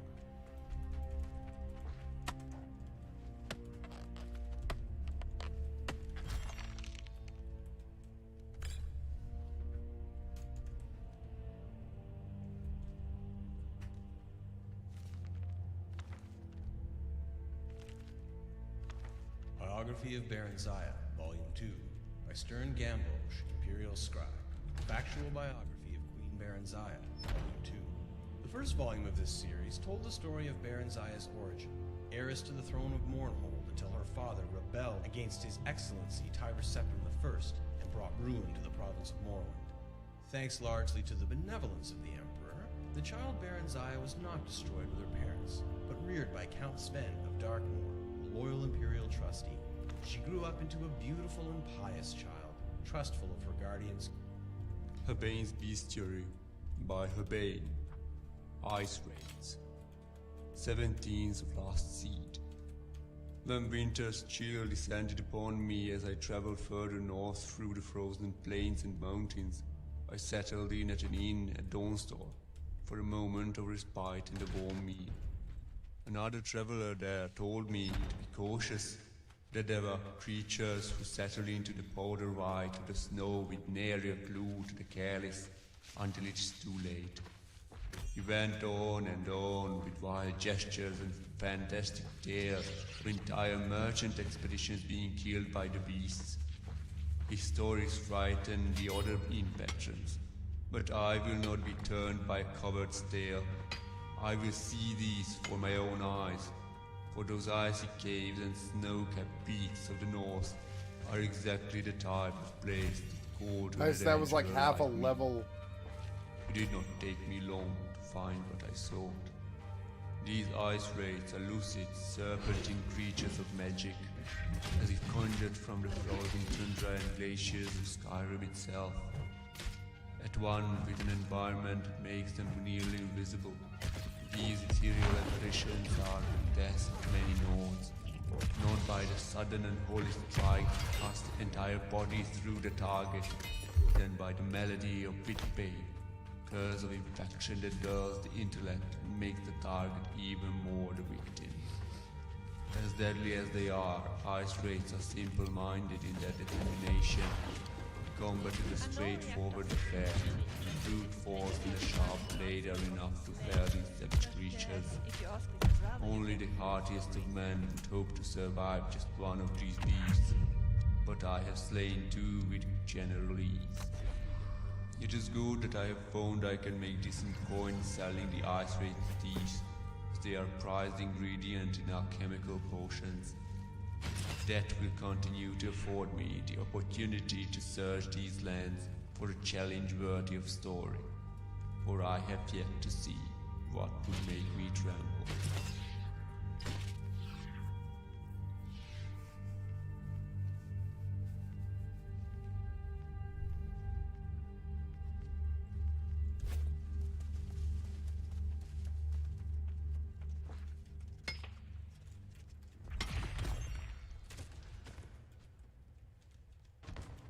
I was the newest companion until you came along. I guess that's okay. Just means I can show you the ropes.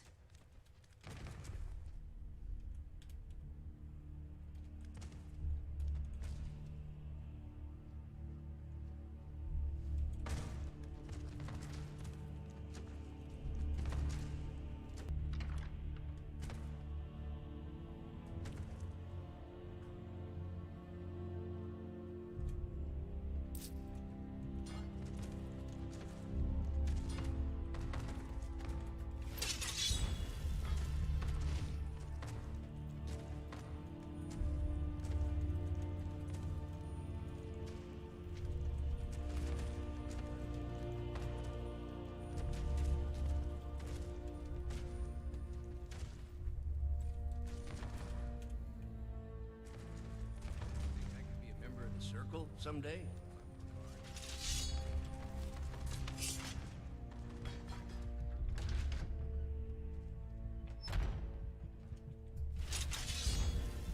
Oh, sorry.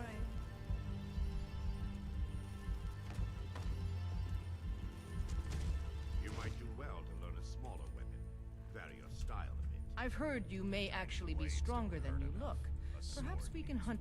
Aren't you already running a job for Skyrim? Come talk to me when you finish that up. Until next time. Well,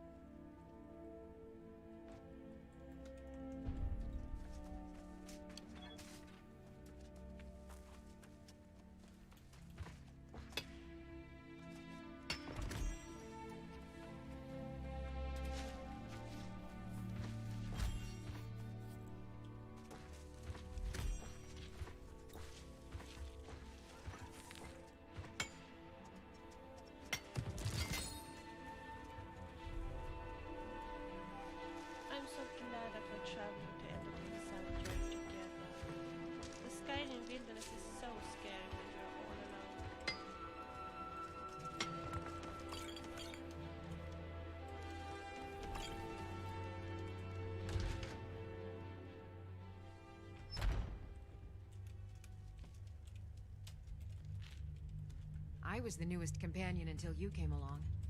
I guess that's okay.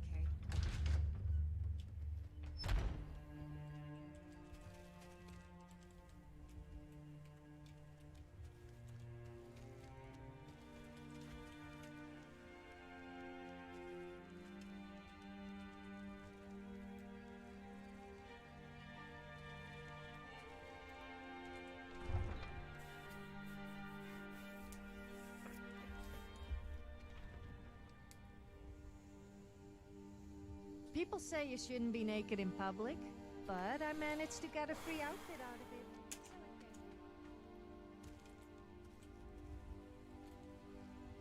It has been a profitable journey, and yet I long for the warm sands of elsewhere more and more each day. The roads of Skyrim lead to many dangers. I do not think Khajiit were made for the cold. Not only that, but these Nords have no love for us. They look upon us and see only thieves and smugglers. It is a pity, but it cannot be helped. Perhaps if we continue to show that we can be trusted, they will open their cities to our caravans.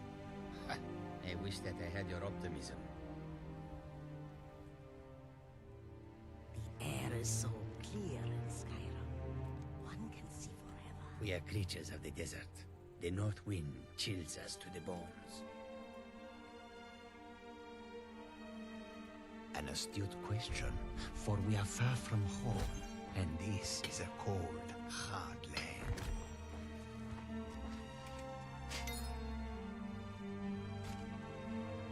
The wise trader finds the best opportunities, even if he must travel far to find them. Skyrim is a ripe opportunity indeed. The dragons and the war have scared many other traders away, but for those with courage, there is much profit to be made. It is all in this note. Take a look.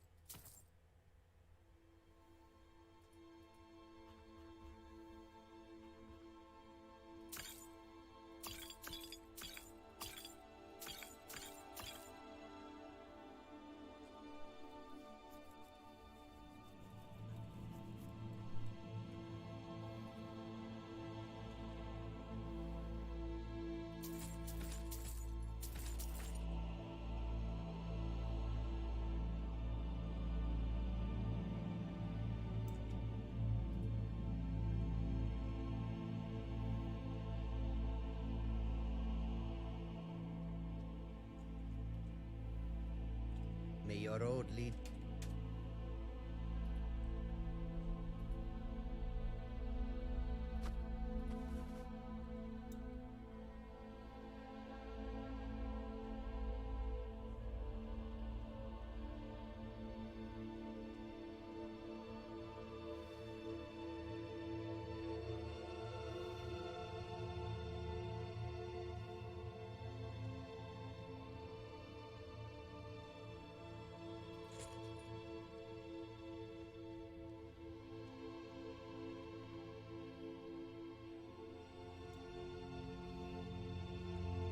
To warm sands.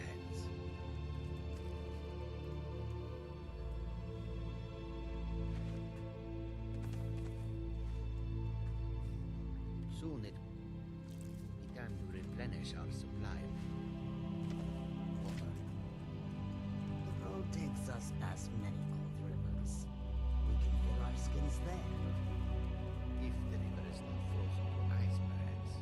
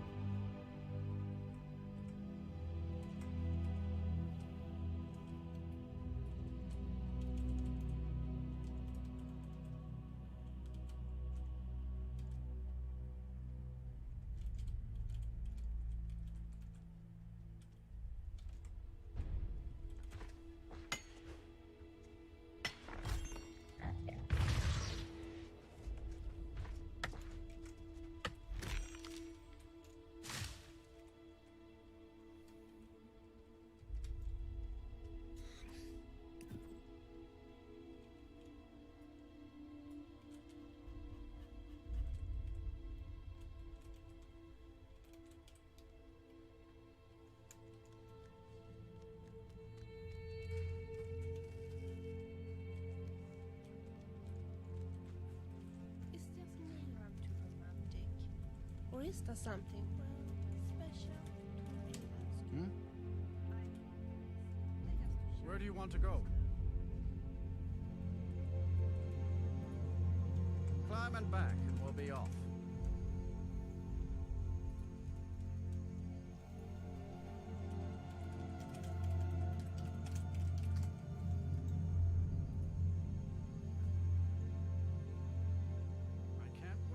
I don't think Carlotta Valentia has any romantic interest in Michael the Bard.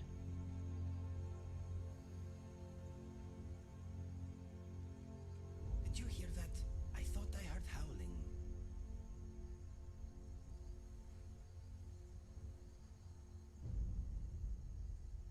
So you're the strong silent type, huh? I bet you must love me talking to you all the time. Then again, who could resist spending time with me? You'd best hurry it up.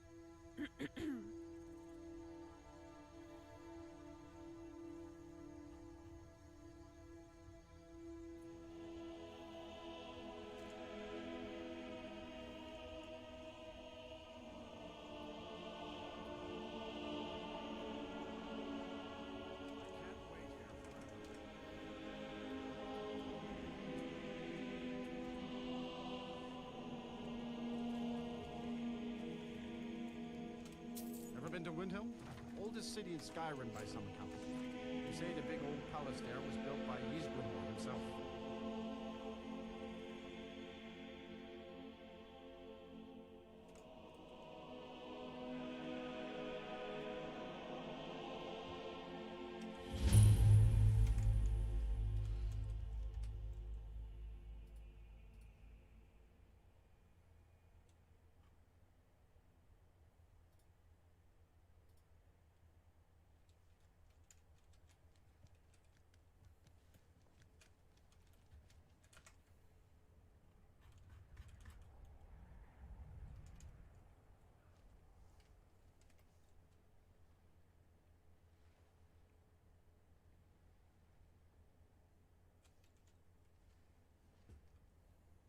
It's so nice to just talk a little, you and I. I was just thinking, would you be interested if I told you a little about myself? Well, as you have been so kind, I guess you're entitled to know a little about me.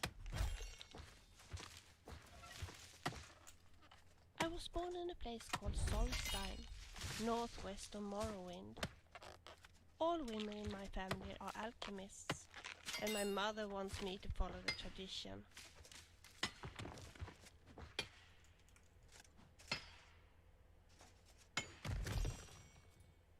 However, I must admit that I have never been very talented. I have always wanted to be a bard, to play music and to tell fascinating tales.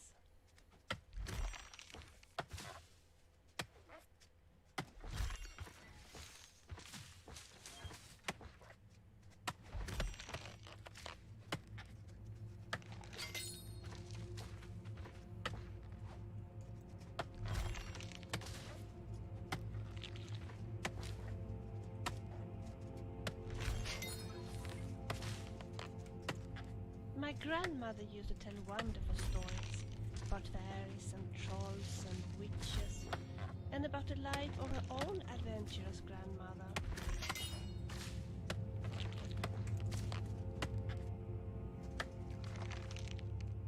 She always encouraged me to try to find my own path in this world. Yes, it is thanks to her that I'm now in Skyrim. Well, at least partially.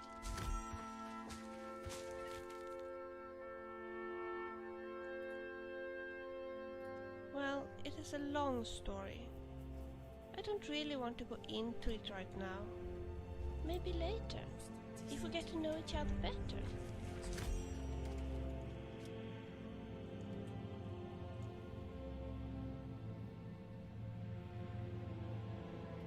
Good idea.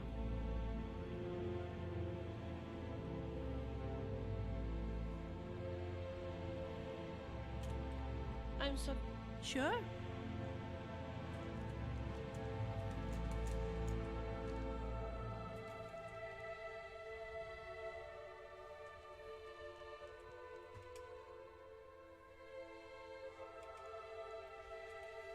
Has Elda told you the story? There is no need. As for if not, maybe you should ask her.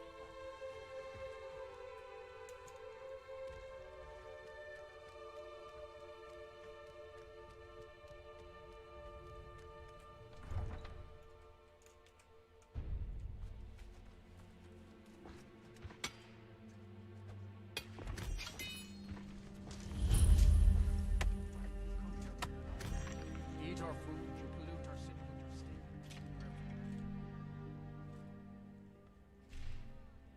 Have you ever tried bareback? I didn't like it. It started to make me a little sore after a while. What's with the This funny here's face? Candle Hearth. Got some I was fresh talking baked about bread and horse good riding. cheese if you're after a bite to eat. Wow. Have you ever tried bareback? Wow.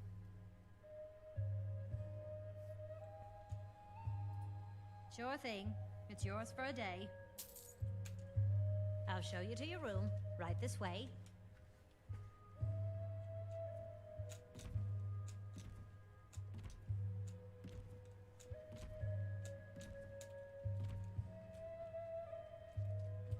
Mind you don't get fresh with Susanna.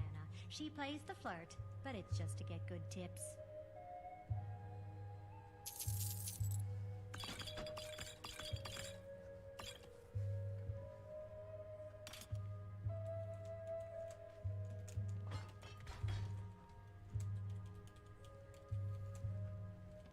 Let me know if there's anything else you need.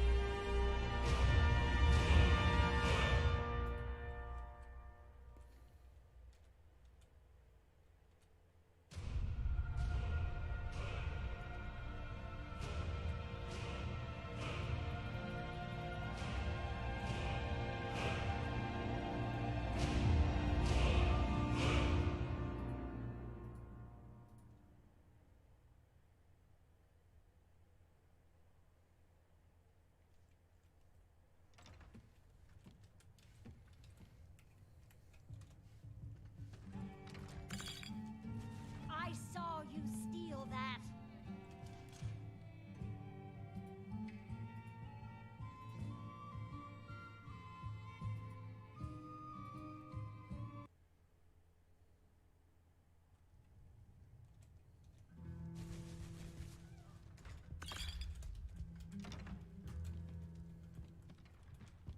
Got some fresh baked bread and Name's Nils. I'm the cook up at Candlehearth Hall.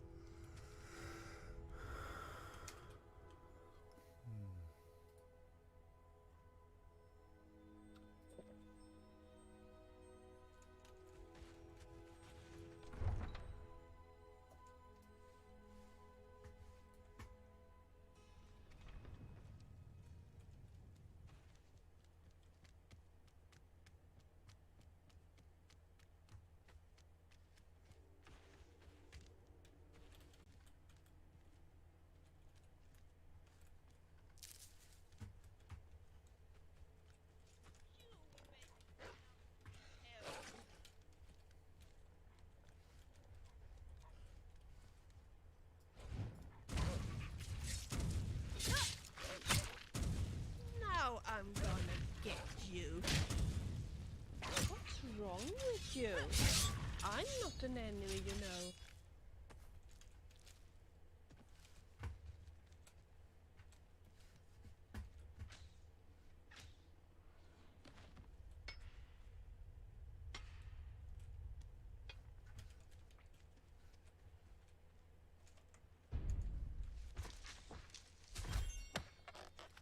And a hack away. Oh my god.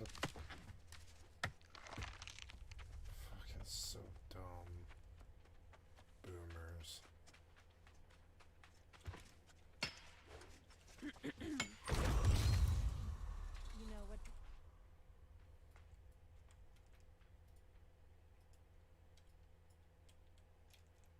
You do? We should get drunk and have...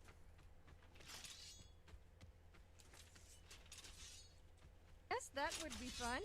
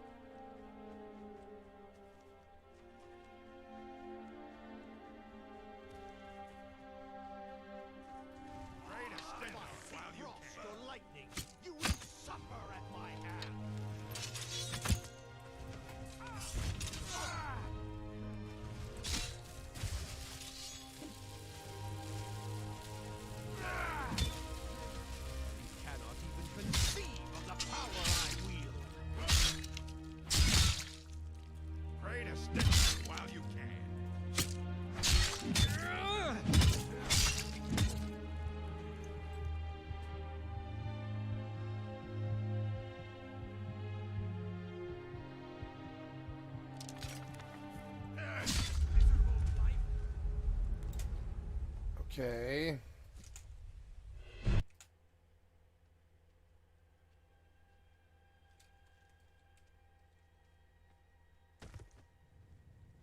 Oh my god. So annoying.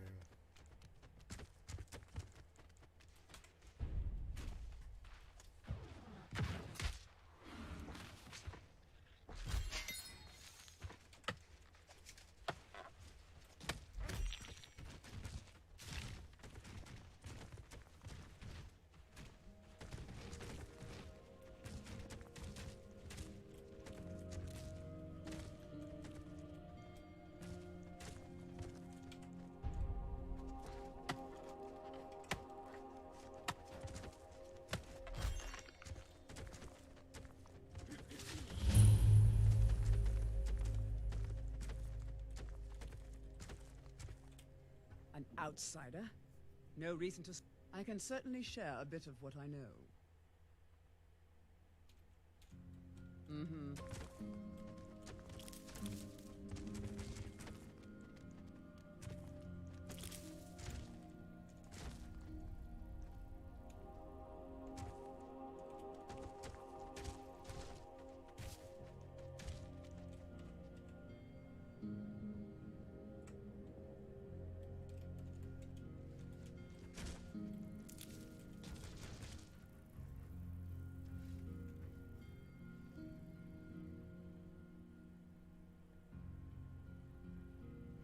Apparently alchemists eat ingredients to learn how to make potions.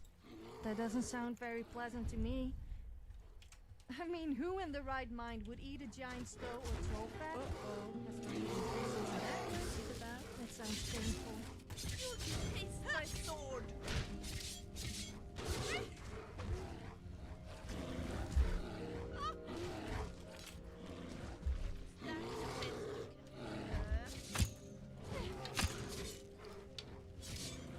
I would admire you if I wasn't laughing at your stupidity.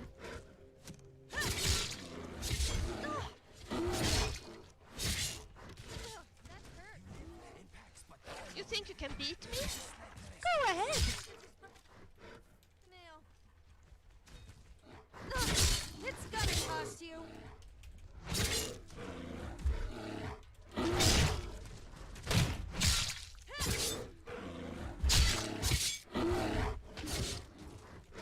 Come on. How brave you are. What makes you think you're any different to the hundreds of other players I have killed? We did well. Don't you think so?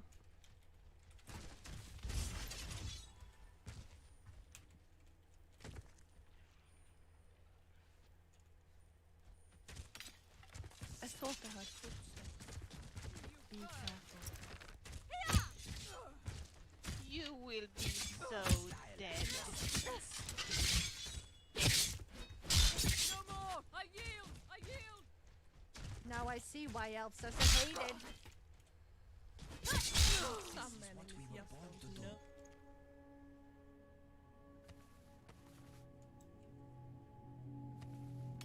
It's time to give up.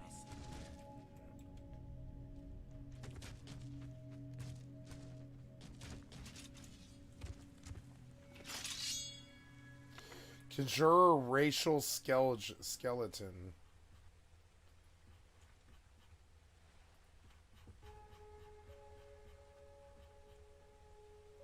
Summons a skeleton identical to the caster's race for 60 seconds wherever the caster is pointing. Wow. Okay, well...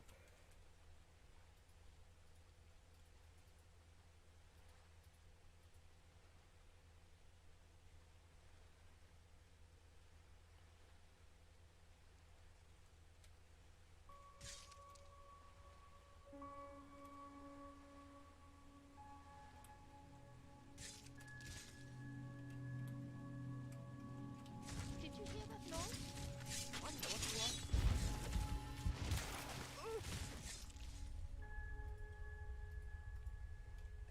Is not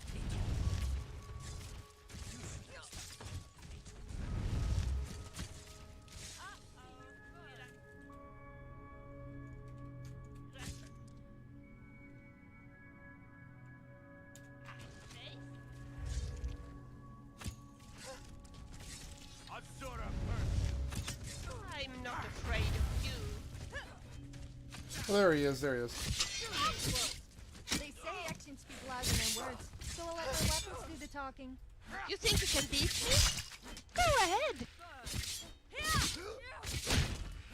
What's wrong with you? I'm not an enemy, you know. That's all you got? You're a dangerous bastard, aren't you? You should pick on someone you You own are size. nothing Or but bigger if you you. stand more chance than beating me. Mistmaker. It's gonna cost you. You leave her alone.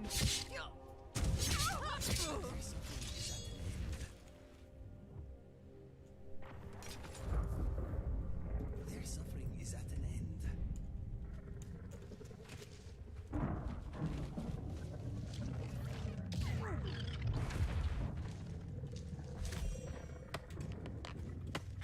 We need more drunk people in Skyrim.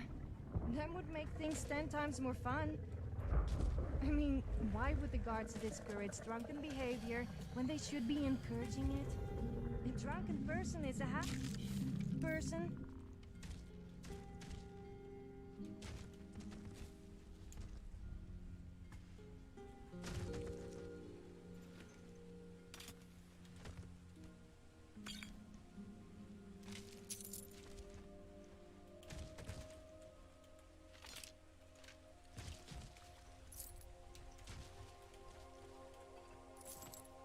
Darn it. Nice, good stuff there. Potion of Magic, not bad.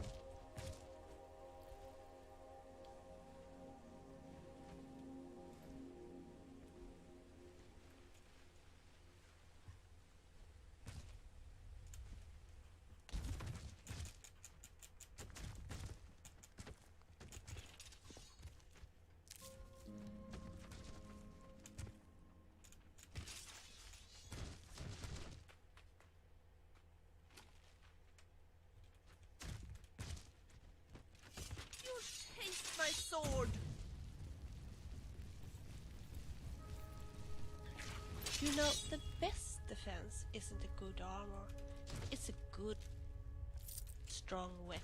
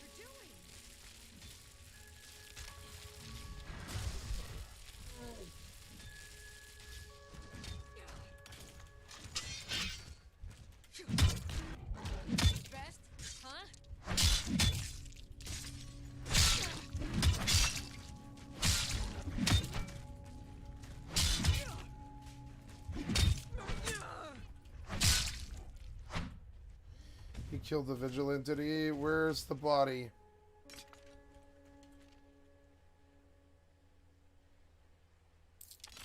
This was the skeleton guardian. Oh god damn it, no.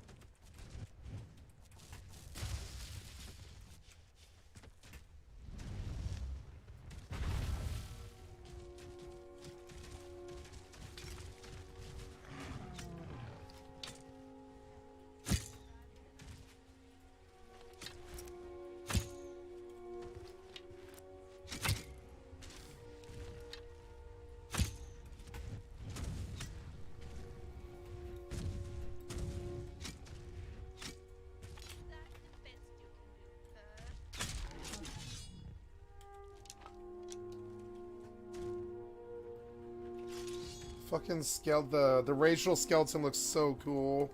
Fucking so cool.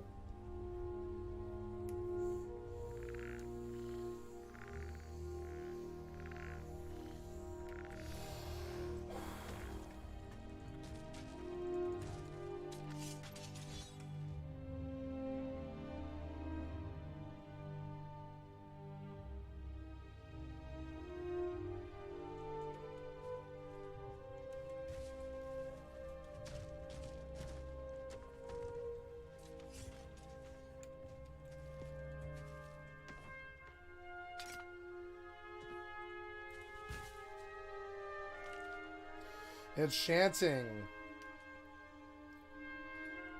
A Tragedy in Black, the story of a youth summoning a Dremora. A folktale from the time of the Oblivion Crisis. The Dremora looked at the young boy with disdain. He looked to be no more than 17 or 18, barely on the cusp of manhood. You have summoned me? Mother says I'm good with spells. Someday, I'm gonna be a wizard. Maybe even Archmage. What would your mother know of magic, boy? She's a wizard. She's an enchanter at the Arcane University. Ah, another dabbler in the mystic arts. I'm certain she is barely mediocre. You shut up. I read the scroll. I get to tell you what to do. The Dremora was silent. Compulsion found his voice. I want to know how to make a magic dress. I need it for her birthday. The Dremora's answer was more silence.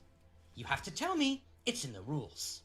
Freed from the previous compulsion, the Dremora answered. First, you need a soul gem. I happen to have one, and will gladly give it to you for so noble a cause. Really? Why do I need it? With a hidden smile, the Dremora handed over the dull black gem. It is not enough to cast a spell upon an inert object. Magic requires thought, intent, will, and emotion. The soul powers magic. The bigger the soul, the more powerful the enchantment. So how big is the one in this soul gem? Oh, that one is empty. You'll have to fill it. But it can hold the largest of souls easily. Do you know how to do that? No.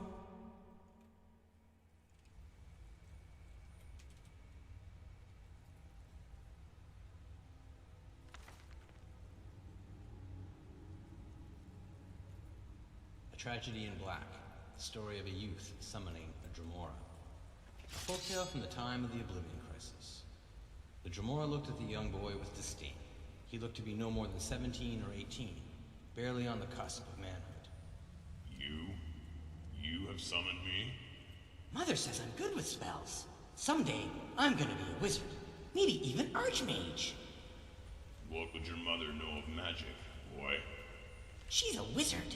She's an enchanter at the Arcane University. Ah, another dabbler in the mystic arts. I'm certain she is barely mediocre. You shut up! I read the scroll. Mystery of Talar, Volume 2, by Mara Lycan, Part 2 of the story of Princess Talar. She felt nothing, darkness enveloping her body and mind. Pain surged through her leg, and with that sensation, a great feeling of cold washed over her. She opened her eyes and saw that she was drowning. Her left leg would not move at all, but using her right one and her arms, she pulled herself up. Amazing that toward the such moons beauty above. could exist in a place as It was a desolate long as way the through the Volcanic. swirling currents that You wrenched are an back. Eldergleam At last she sanctuary. broke the surface, Just a small sucked in glimpse the of what cold beauty night air. Kinneret has to She was offer. still close to the Wonderful rocky shoreline place, of isn't the it? capital city of the Kingdom of Camelot, but the water had carried her quite a ways from the Yes, point my where friend. she fell at Though Calisto no one has Rock. been able to get close Not to her fell, for as she long as I thought, can correcting remember. herself. She had been pushed. Further down current, she allowed herself to drift. There, the steep cliff walls sloped lower until they were close to the water's edge. The silhouette of a large house on the shore loomed ahead, and as she neared it, she could see smoke rising from the chimney and the flicker of firelight within. The pain in her leg was great, but greater still was the chill of the water. The thought of a warm hearth fire was all the motivation she needed to begin swimming again. At the shore's edge, she tried to stand but found she couldn't. Her tears mixed with the seawater as she began to crawl across the sand and rock. The simple white sheet, which had been her costume at the flower festival, was tattered and felt like a weight of lead across her back. Beyond the point of exhaustion, she fell forward and began to sob. "Please," she cried, "if you can hear me, please help." A moment later, the door to the house opened and a woman stepped out. It was Ramke, the old lady she had met at the flower festival, the one who had started and cried, "It's her!" even before she herself knew who she was. By contrast, when the old woman came to her, this time there was no glimmer of recognition in her eyes. "My Sethiet, are you hurt?" Ramke whispered, and helped her up, acting as a crutch. "I've seen that gown before. Were you one of the dancers at the flower festival tonight? I was there with Lady Gillia Ray, the daughter of the king." "I know. She introduced us," she groaned. "I called myself Gyna of Dagger." "Of course. I knew you looked familiar somehow," the old woman chuckled. I led her hop by hop across the beach and into the front door. "My memory isn't as good as it used to be. Let's get you warm. Have a look at that leg." Ramke took Gyna's soaking rags and covered her with a blanket as she sat at the fire. As the numbness of the chill water began to leave her, it cruelly abandoned her to the intense agony of her leg. Until then, she had not dared to look at it. When she did, she felt vomit rise at the sight of the deep gash, fish-white dead flesh, plump and swollen. Thick arterial blood burbled up, splashing on the floor in streams. "Oh dear," said the old woman, returning to the fire. "That must rather stink. You're lucky that I still remember a little of the old healing smells." Ramke seated herself on the floor and pressed her hands on either side of the wound. Gyna felt a flare of pain, and then a cool, soft pinching pricked her. When she looked down, Ramke was slowly sliding her wrinkled hands towards one another. At their approach, the lesion began to mend before her eyes, flesh binding, the bruises fading. "Sweet Kynarat," Gyna gasped. "You've saved my life. Not only that, you won't have an ugly scar on your pretty leg," Ramke chuckled. "I had to use that spell so many times when Lady Gillia was little. You know, I was her nursemaid." "I know," Gyna smiled. But that was a long time ago, and you still remember the spell. Oh, when you're learning anything, even the School of Restoration, there's always a lot of study and mistakes. Once you're as old as I am, there's no longer any need to remember things. You just know. After all, I've probably cast it 1,000 times before. Little Lady Julia and the little Princess Talara was always getting cut and bruised. Small wonder, the way they was always climbing all over the palace. Goddess, you must have loved Lady Julia very much. I still do, Ramkey B. But now she's all grown and things are different. You know, I didn't notice it before because you were all wet from the sea. But you look very much like my lady. Did I mention that before when we met at the festival? You did, said Guy.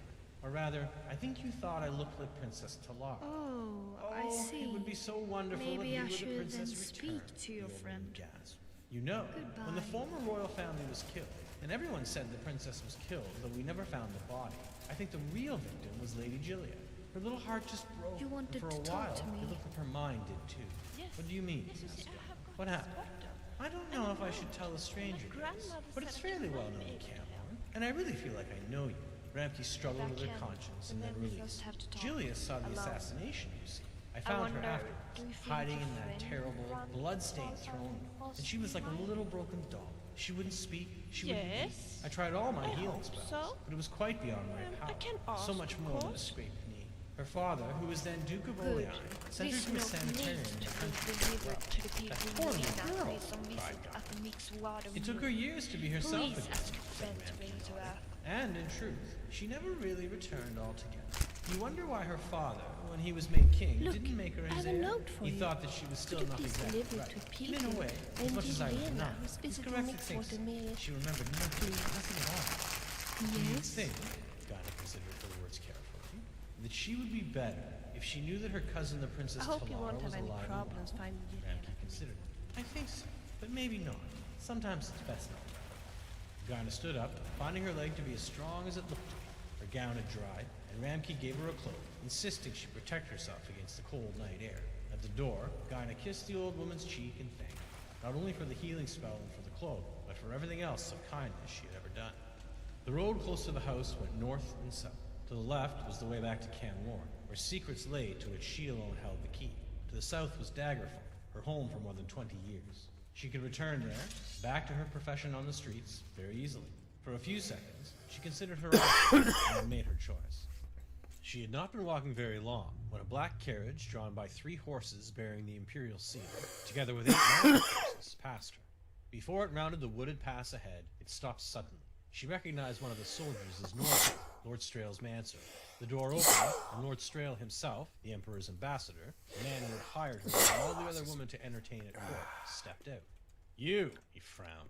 You're one of the prostitutes, aren't you? You're the one who disappeared during the flower festival. Gyna, am I right? All that is true, she smiled sourly. Except my name, I've discovered, is not Gyna. I don't care what it is, said Lord Strail. Thank you. What are you doing on the South Road? I paid for you to stay and make the kingdom merry. If I went back to Camlorn, there are a great many who wouldn't be merry at all. Explain yourself, said Lord Strail. So she did, and he listened.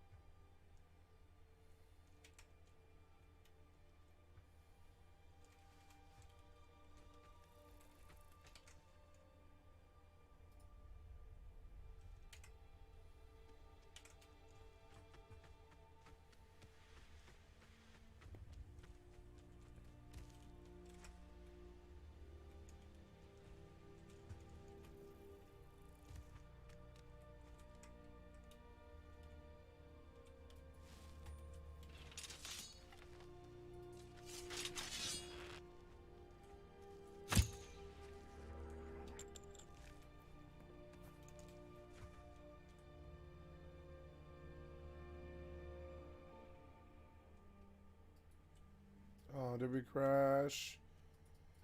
Damn it. That's fine, just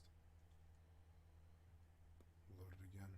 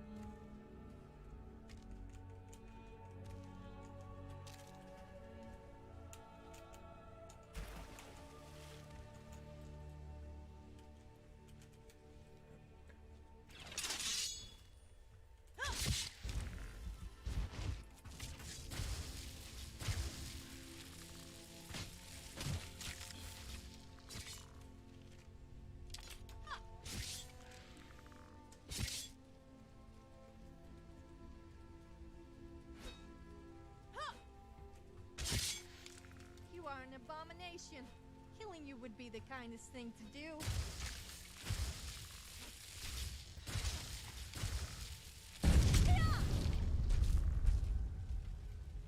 Why?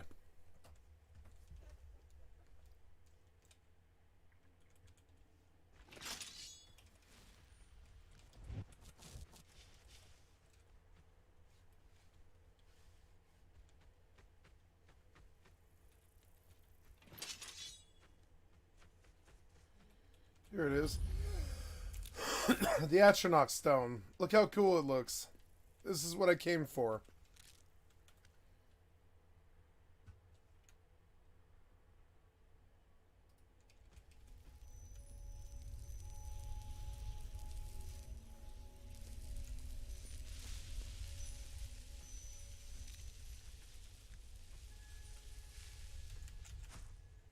Let's go fight that stupid ass skeleton.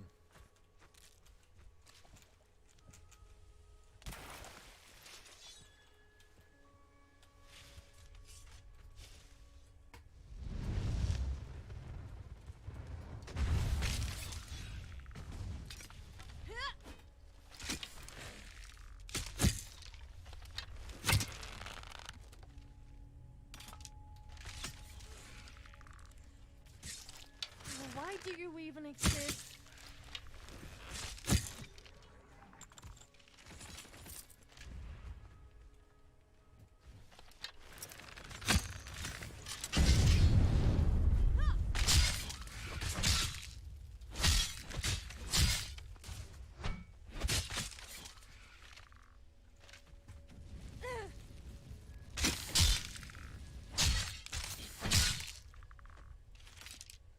I don't like to boast, but I'm superior to you in every possible way. Who am I kidding? I love to boast.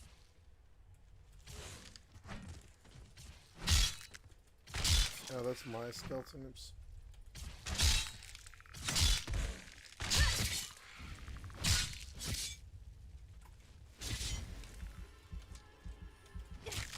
You'll pay for that.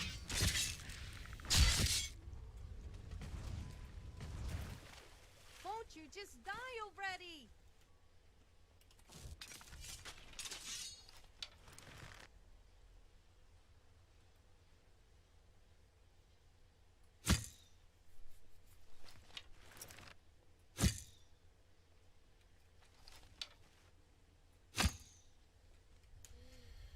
I wonder if you can get a Skyrim hit marker. That'd be cool.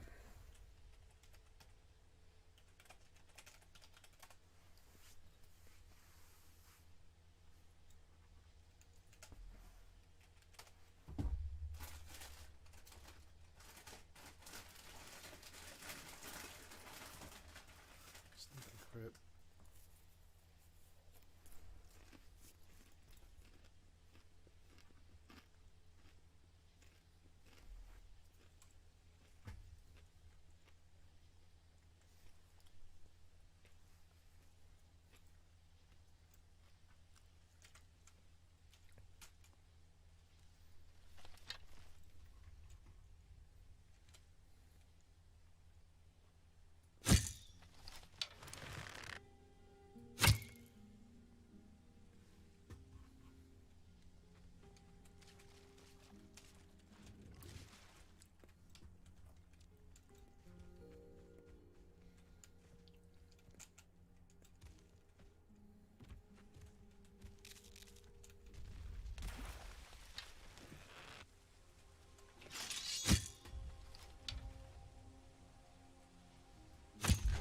Fucking idiot.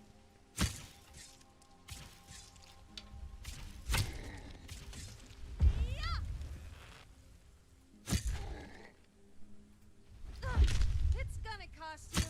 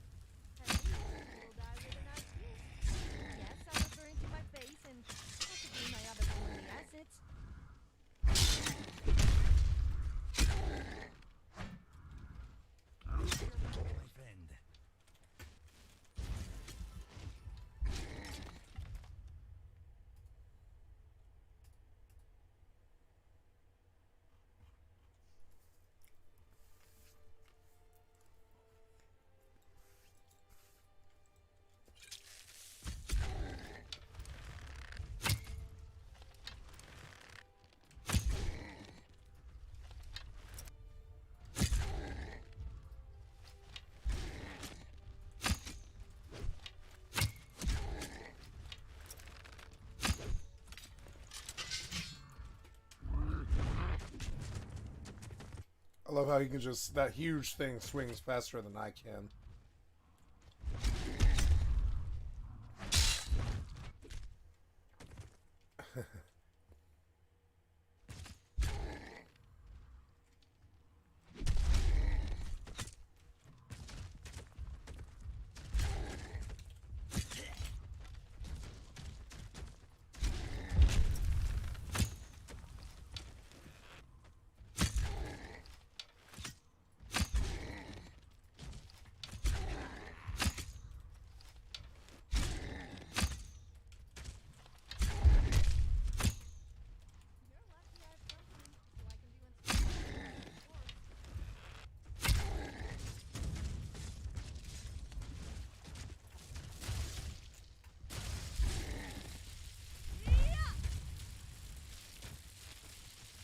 They say actions speak louder than words, so I'll let my weapons do the talking. You are as tall as you are dirty.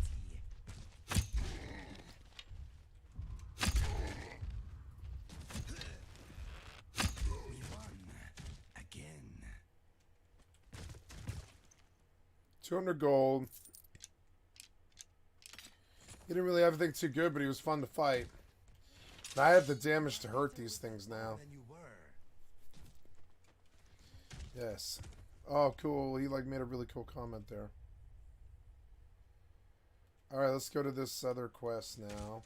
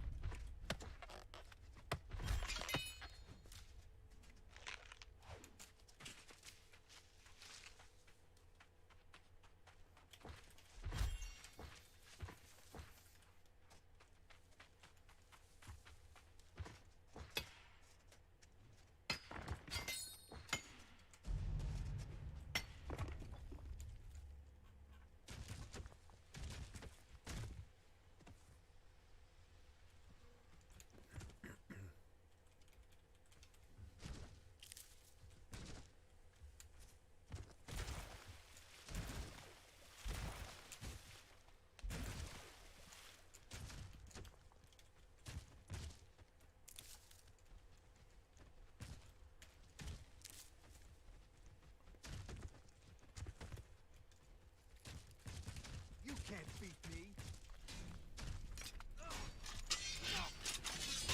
Ends now.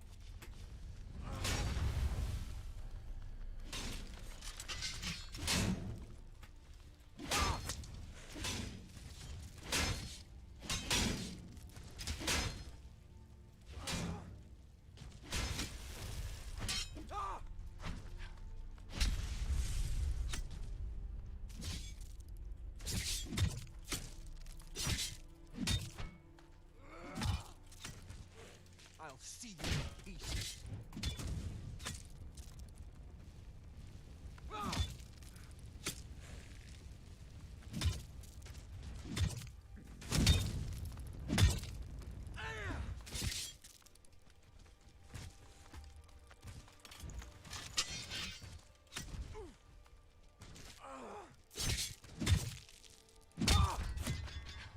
Fucking Stendar killed me, fucking moron. Whoa. Why are you on me? I'll see you in pieces.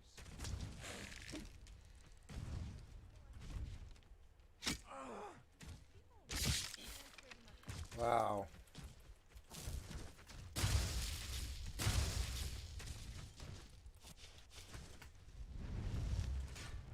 Gods no. We've already lost. Careful! You wouldn't want to hurt my pretty face. Ugh, Son that of- hurt. I hope you don't lift yourself being beaten by a woman. Since it's me, though, they may be a little more forgiving. No more. Yield. I yield. Your kind has no place here.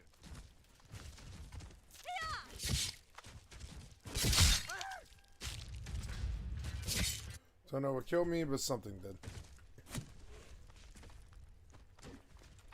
Oh, the chorus isn't dead is why. I thought he was dead, but there's like another chorus right now.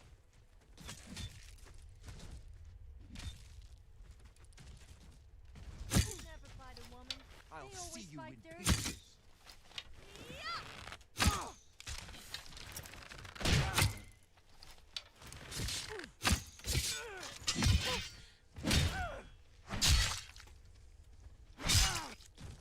Mercy!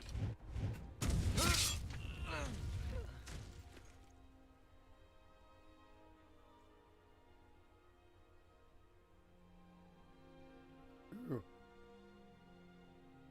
Block 10% more damage with your shield. Nice. So let's go look at this armor.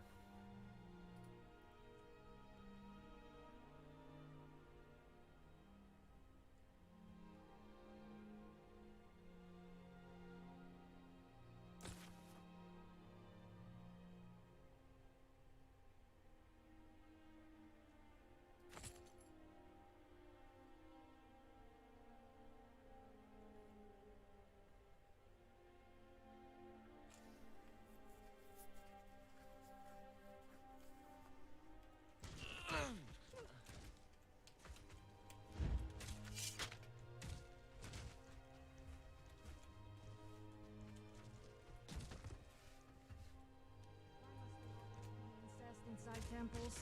It really does make me feel a little sick. Did I say incest? I meant...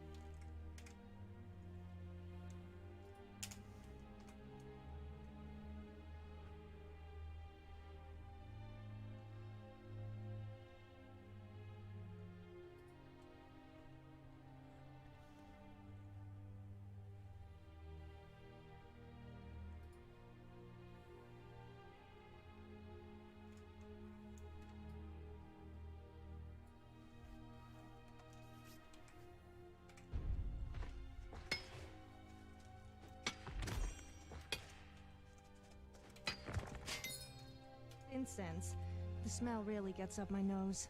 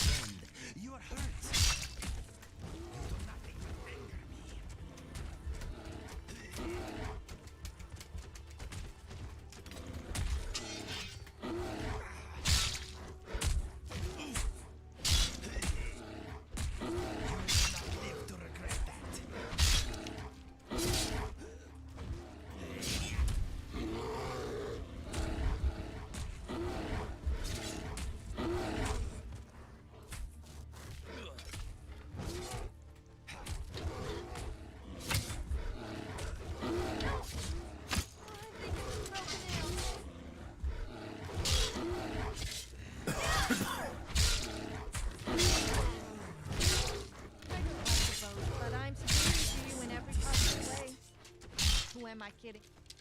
Love to boast.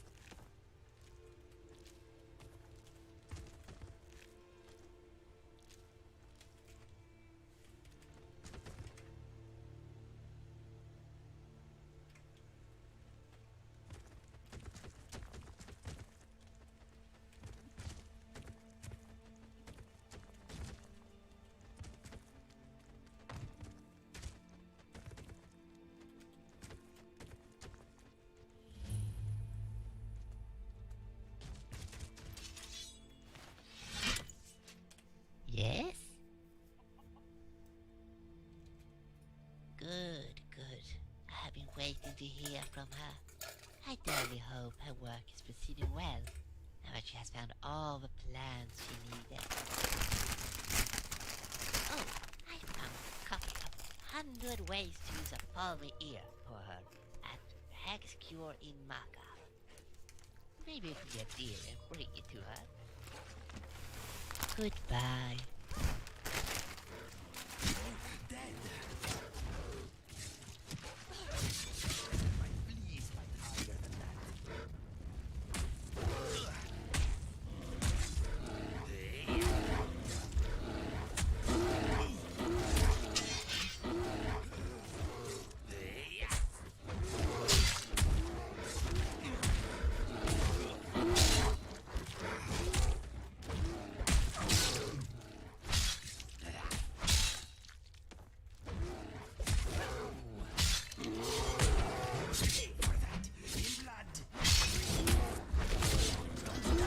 Fuck.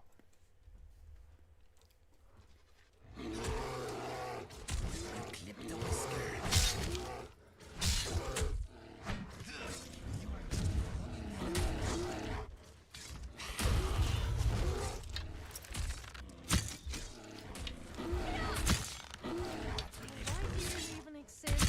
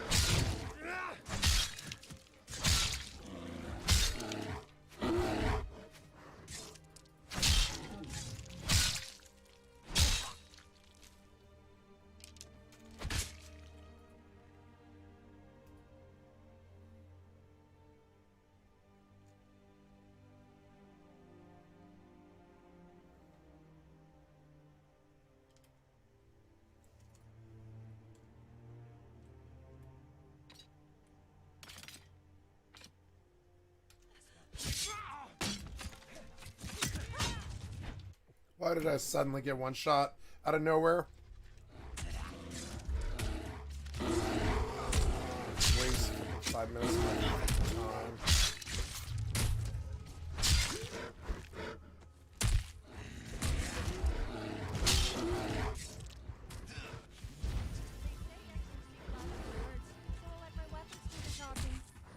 Careful!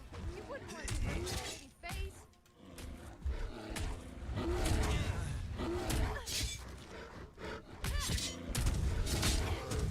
Thanks for that.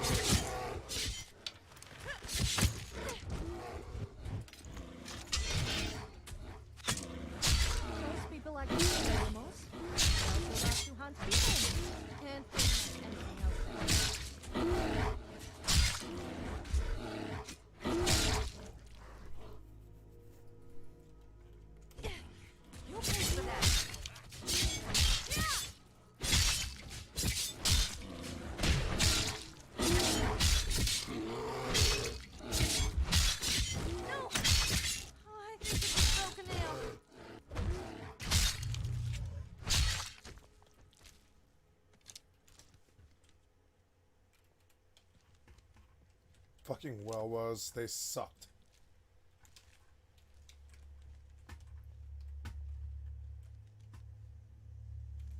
Fucking well was are so annoying. That guy helped us, I guess. If you know any true sons and daughters of Skyrim, tell them to head to it. Yes?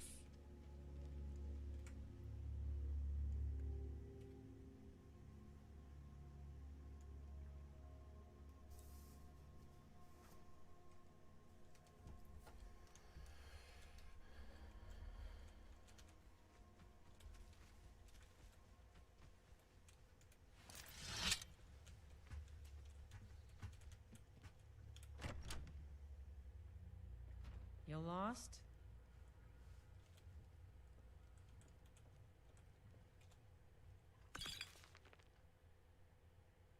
Marksmanship, yes. The Marksmanship Lesson by Allah Laleth.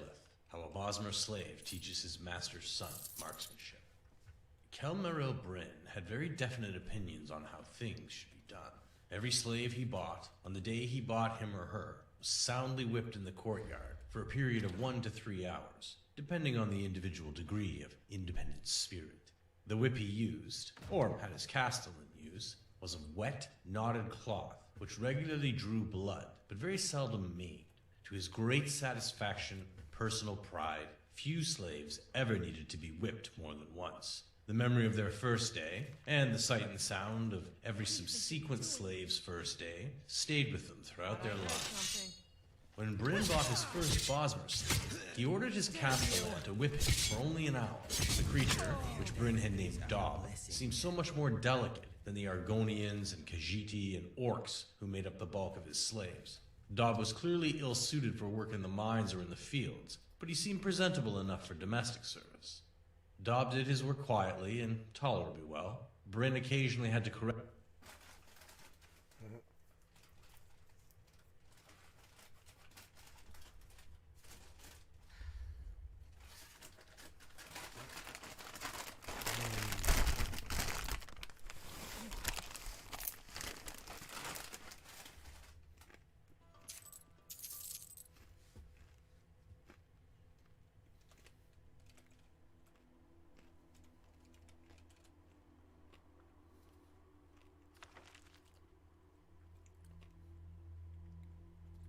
The Marksmanship Lesson by Allah Laleth. How a Bosmer slave teaches his master's son marksmanship. Kelmeril Bryn had very definite opinions on how things should be done. Every slave he bought, on the day he bought him or her, was soundly whipped in the courtyard for a period of 1 to 3 hours, depending on the individual degree of independent spirit. The whip he used, or had his castellan use, was of wet, knotted cloth, which regularly drew blood, but very seldom maimed.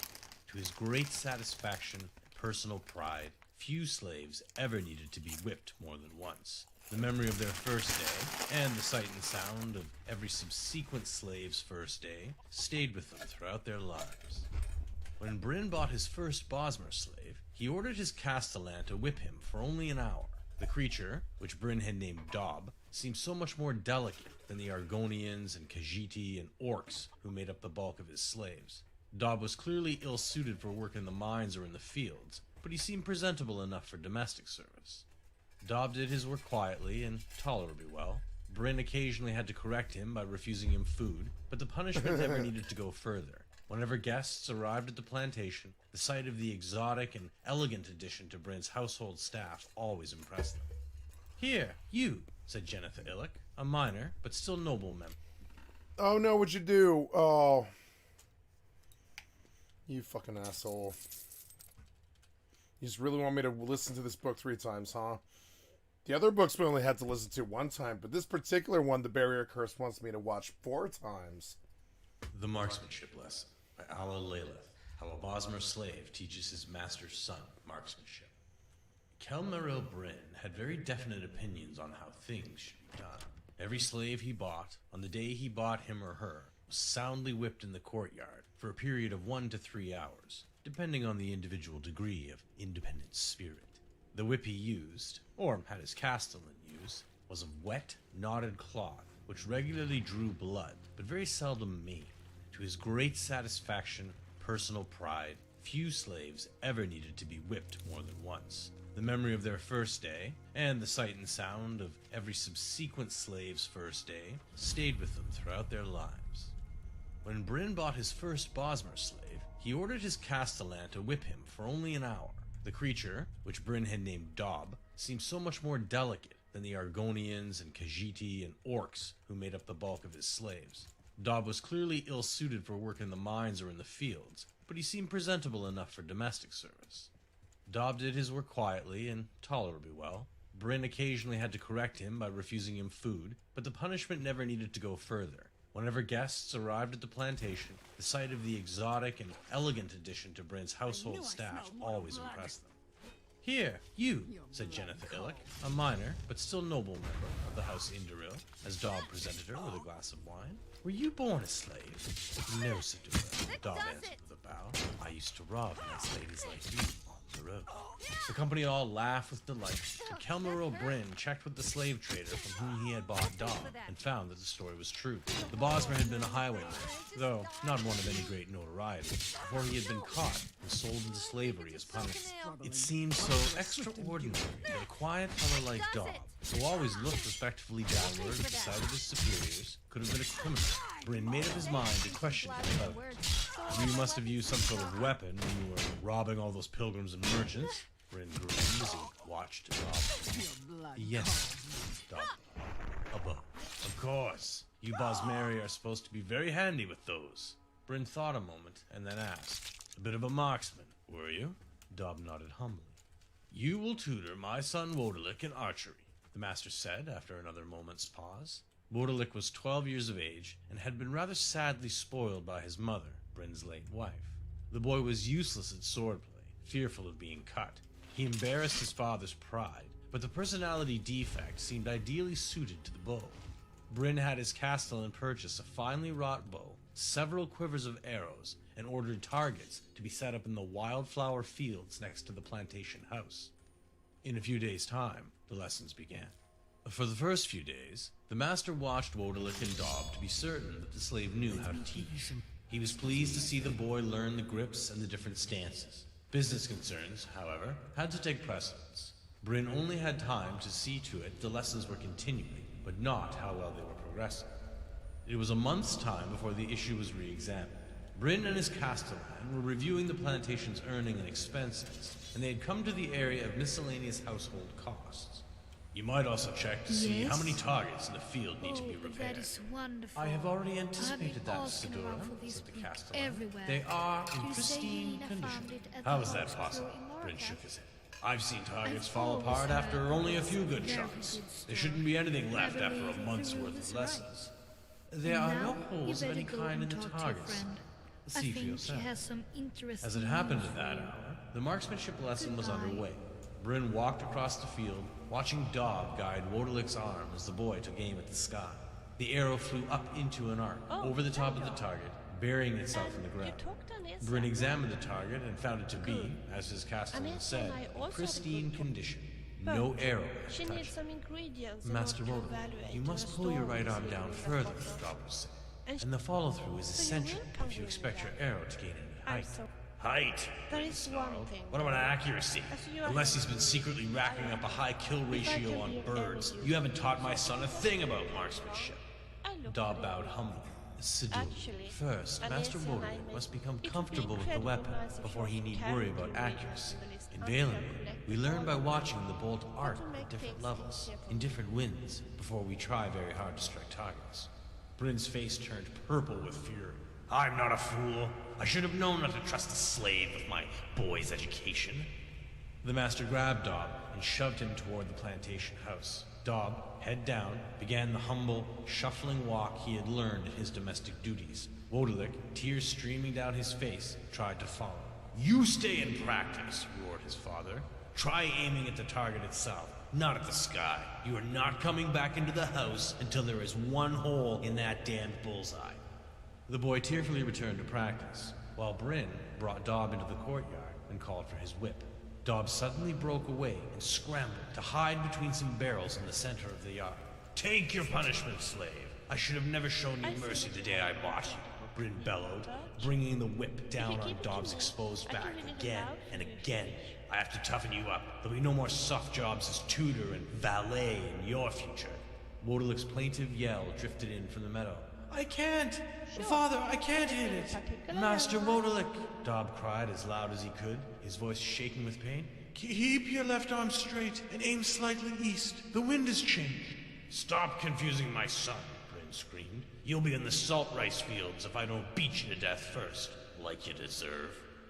Dobb! The boy wailed, far away. I still can't hit it! Master Wodelik, take 4 steps back, aim east, and don't be afraid of the height.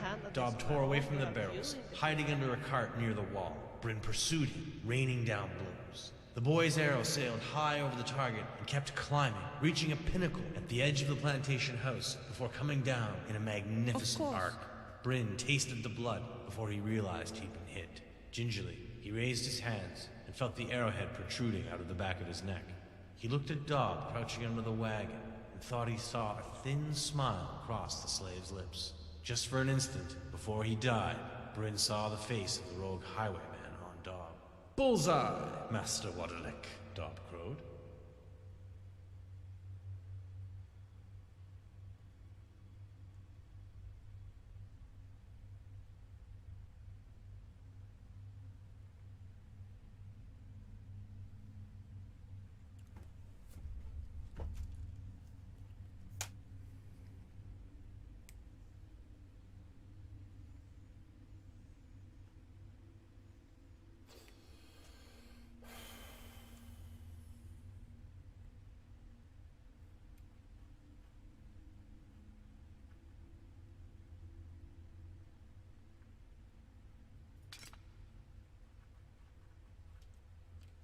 You do not seem to have as Talk many. later. You have something to say? I will bear your burdens gladly.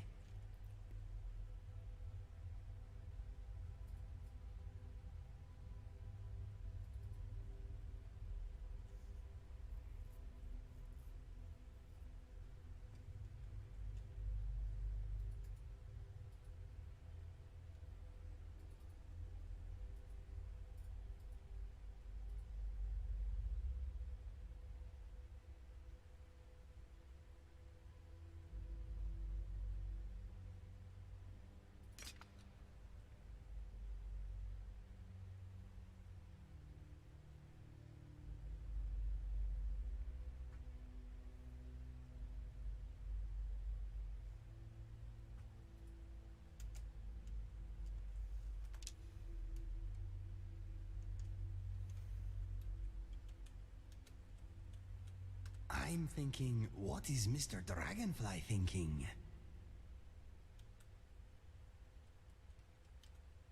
Go ahead, ask away. I am open to suggestions. I am attacking on sight. And in battle, I am fighting how I choose. My fighting is very stylish. Okay, killing from a distance is often safer and less messy. Do not eat that swamp fungal pod you have there. I see that you have a copy of the book Beggar Prince. If you give it to me, I can read it aloud for you if you wish.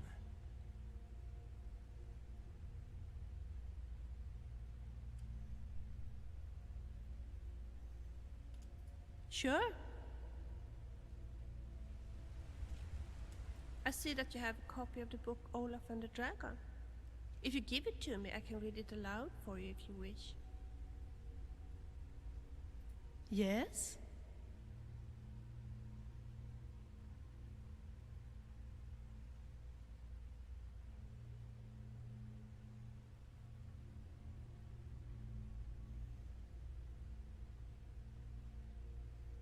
Of course. Is there anything in particular that you would like to discuss?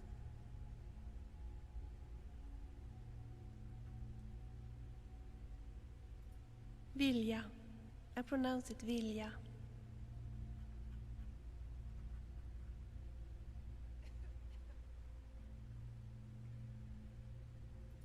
Sure. Anything in particular you have in mind? Alright, I kill them from behind for sure. But if you want me to be your marksman, I expect you to provide me with arrows.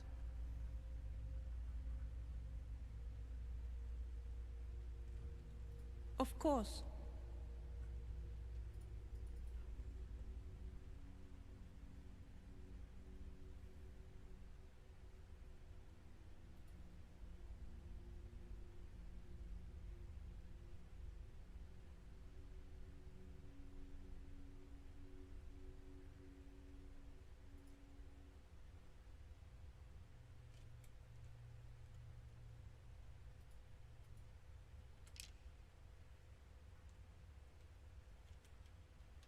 Sure. Shall we continue? Skyrim might be a cold place with miserable people, but after a few drinks, you don't really know.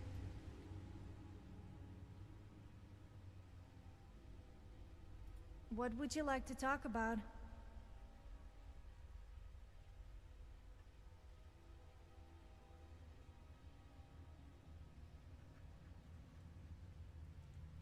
Let's not hang around.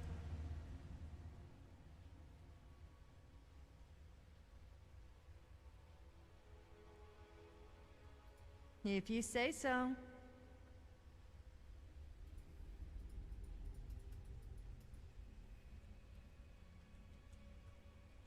Which song? I'm...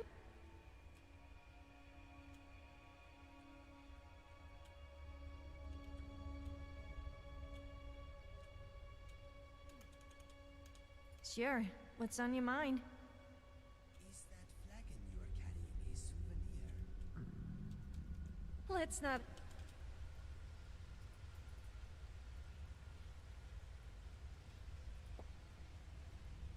hang around then.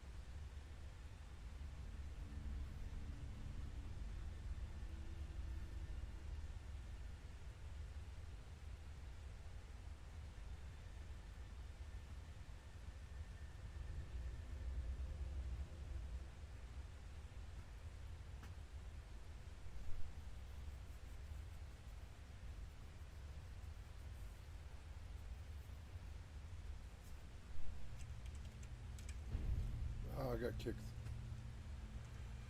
Okay, guys, I believe I'm going to go to bed. I'm going to call it here. I'm getting tired. It has been a long time. Oh, God, I don't know, 10 or something until, yeah, it's been 13 hours or something, I think. 14 hours. It's been 14 hours. So I'm going to stop here, and thank you so much for hanging around with me today. I had a lot of fun. Got a lot done. Come back to it fresh tomorrow.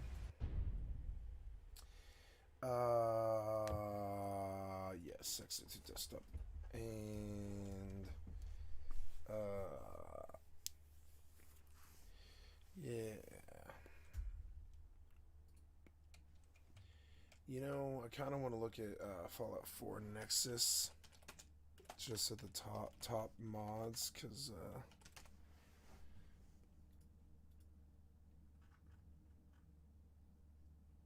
popular of all time, right?